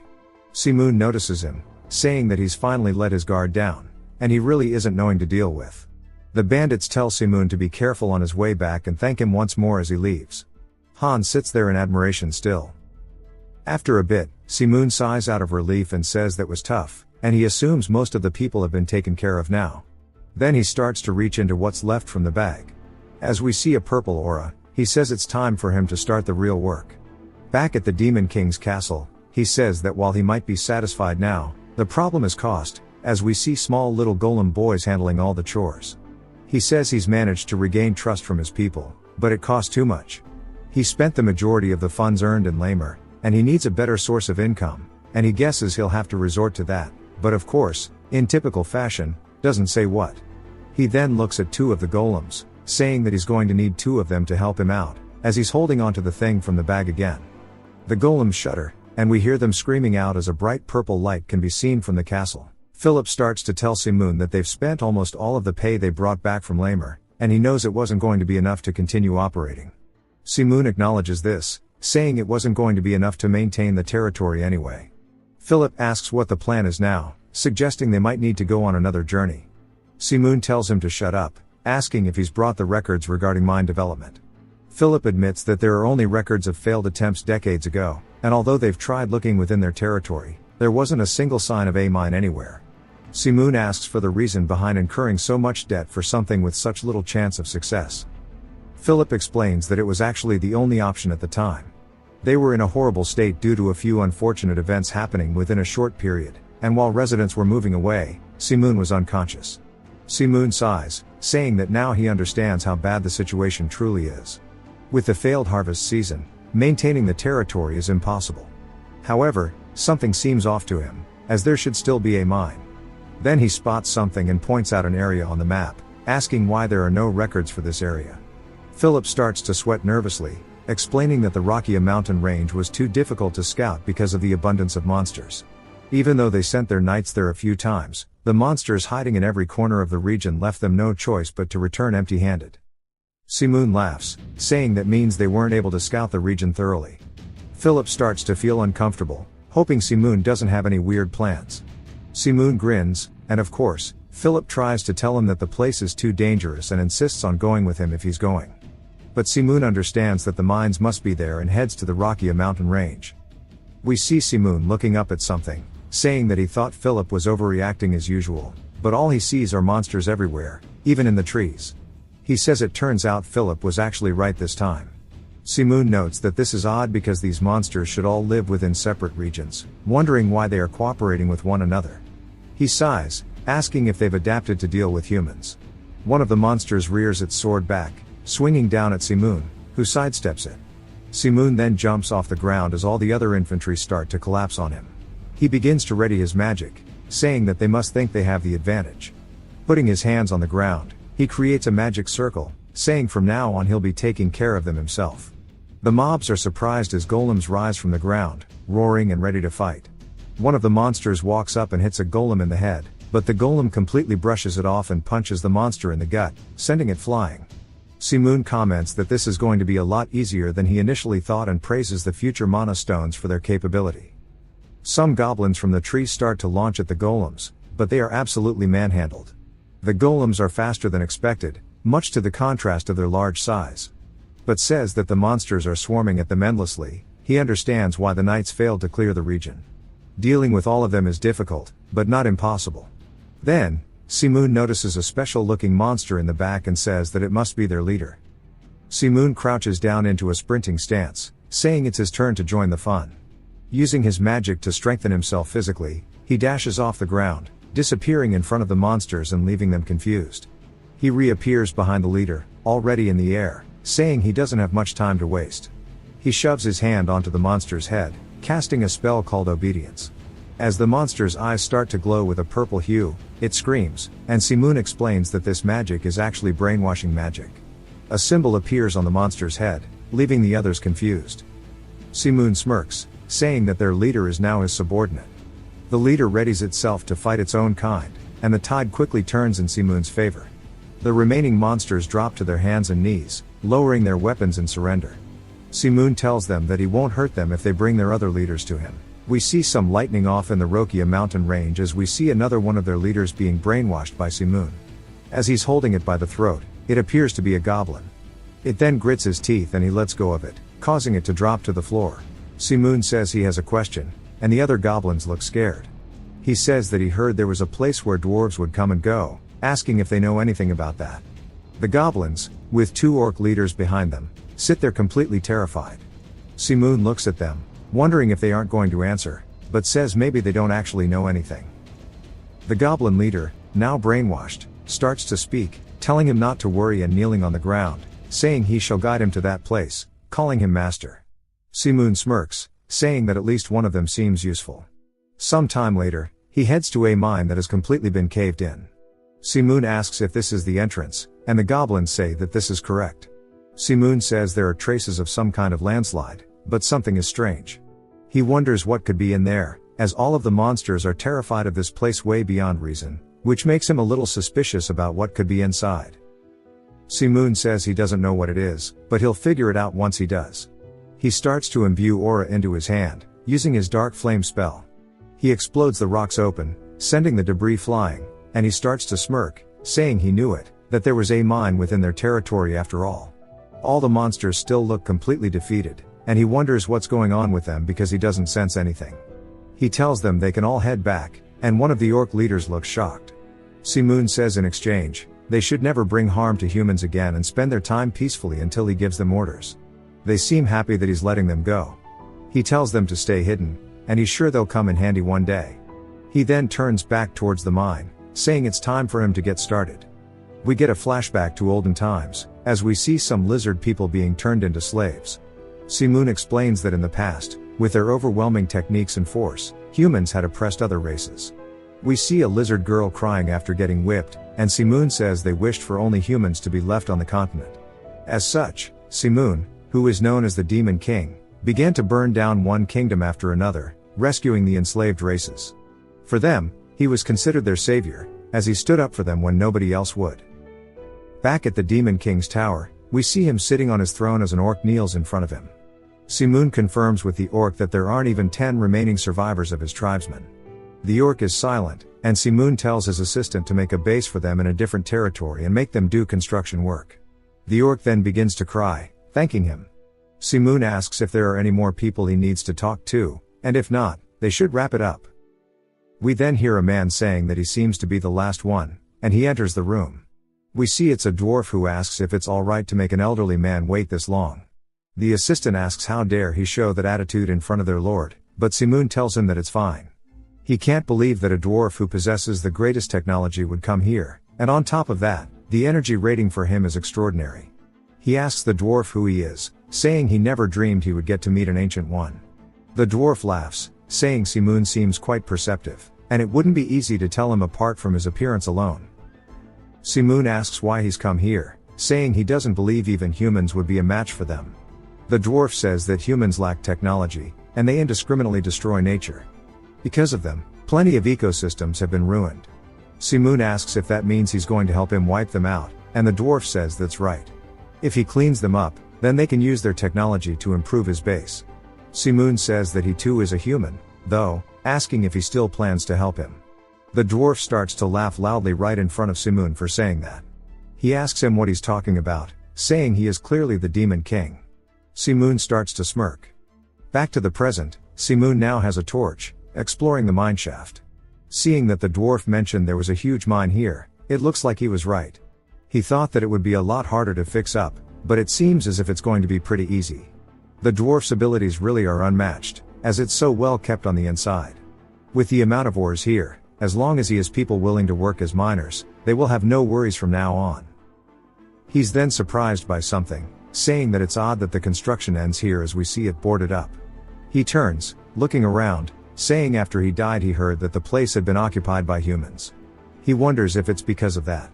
But despite people having worked here, there are plenty of valuables scattered around, and no matter how rushed they were, would the dwarfs that dearly cherish their tools have made this kind of mistake? He starts to have a weird feeling in his stomach, saying that something is off. The ground starts to shake, and he turns only to catch the glimpse of something red dashing past him, as it's burrowing in and out of the ground repeatedly. Simoon drops his torch out of surprise, looking up, saying now he finally gets why the monsters were terrified of this place. A shadow looms over him, and we see a giant worm screeching at him. He says it's definitely the master of the mine, and that it's due to this guy that the mine was abandoned. He apologizes, but it's bothering him, and it's time for it to get out as he starts to get ready to cast some spells. Simoon then immediately summons 2 golems to help him fight off against the worm. They start to have a WWE stare down, and the worm lets out a screech, alerting them that they are in its territory. Then Simoon stretches his hand outward, telling them to go ahead and take it down as they start charging directly at the worm. But the worm is insanely fast as it jumps in like a bullet, forcing the 2 golems to do their best to block it. The golems then begin to get pushed back, but they start digging into the ground, and they manage to actually stop it right before it hits Simoon. Simoon starts to glare at it, and then tells the golems to hold it down.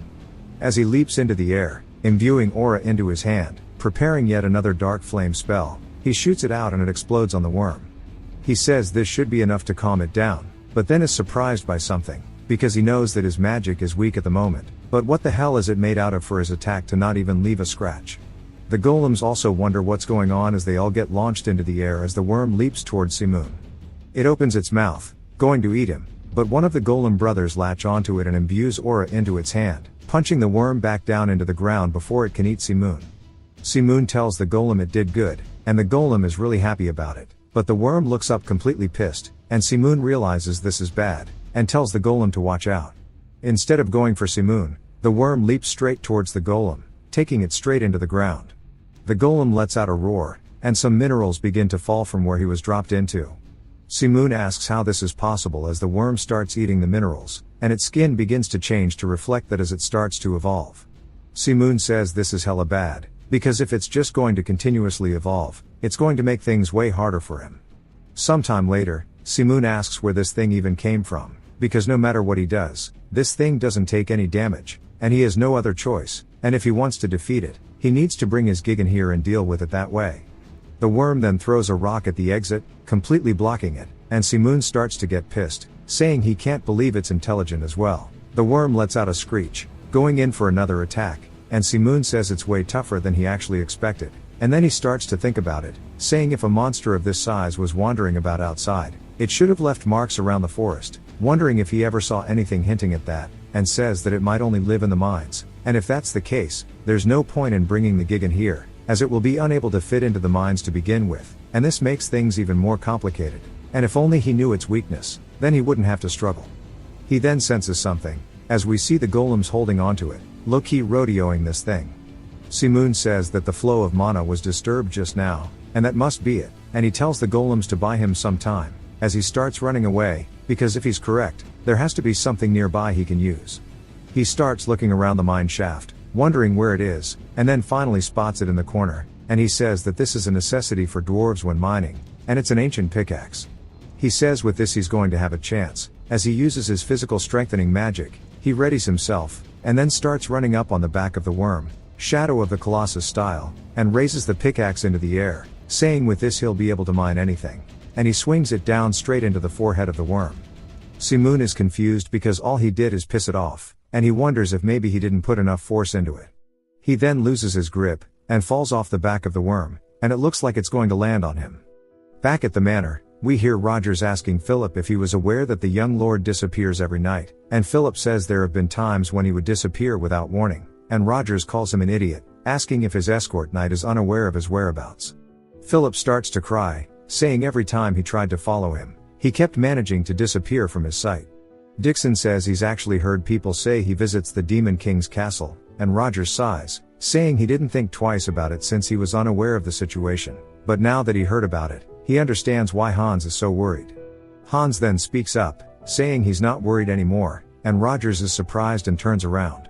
Hans says that he has decided to fully trust the young lord, even at this moment he believes that he is doing his utmost for the sake of the people, when in reality, Bro is just stuck in a slugfest with the worm.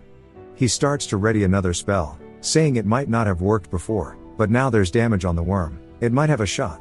He shoots off a giant dark flame this time, and it starts to go straight towards the worm exploding on its head. The golems catch him, and Simoon says that this is seriously a problem, and he doesn't think he can handle another one of these worms, so hopefully that was the last of them.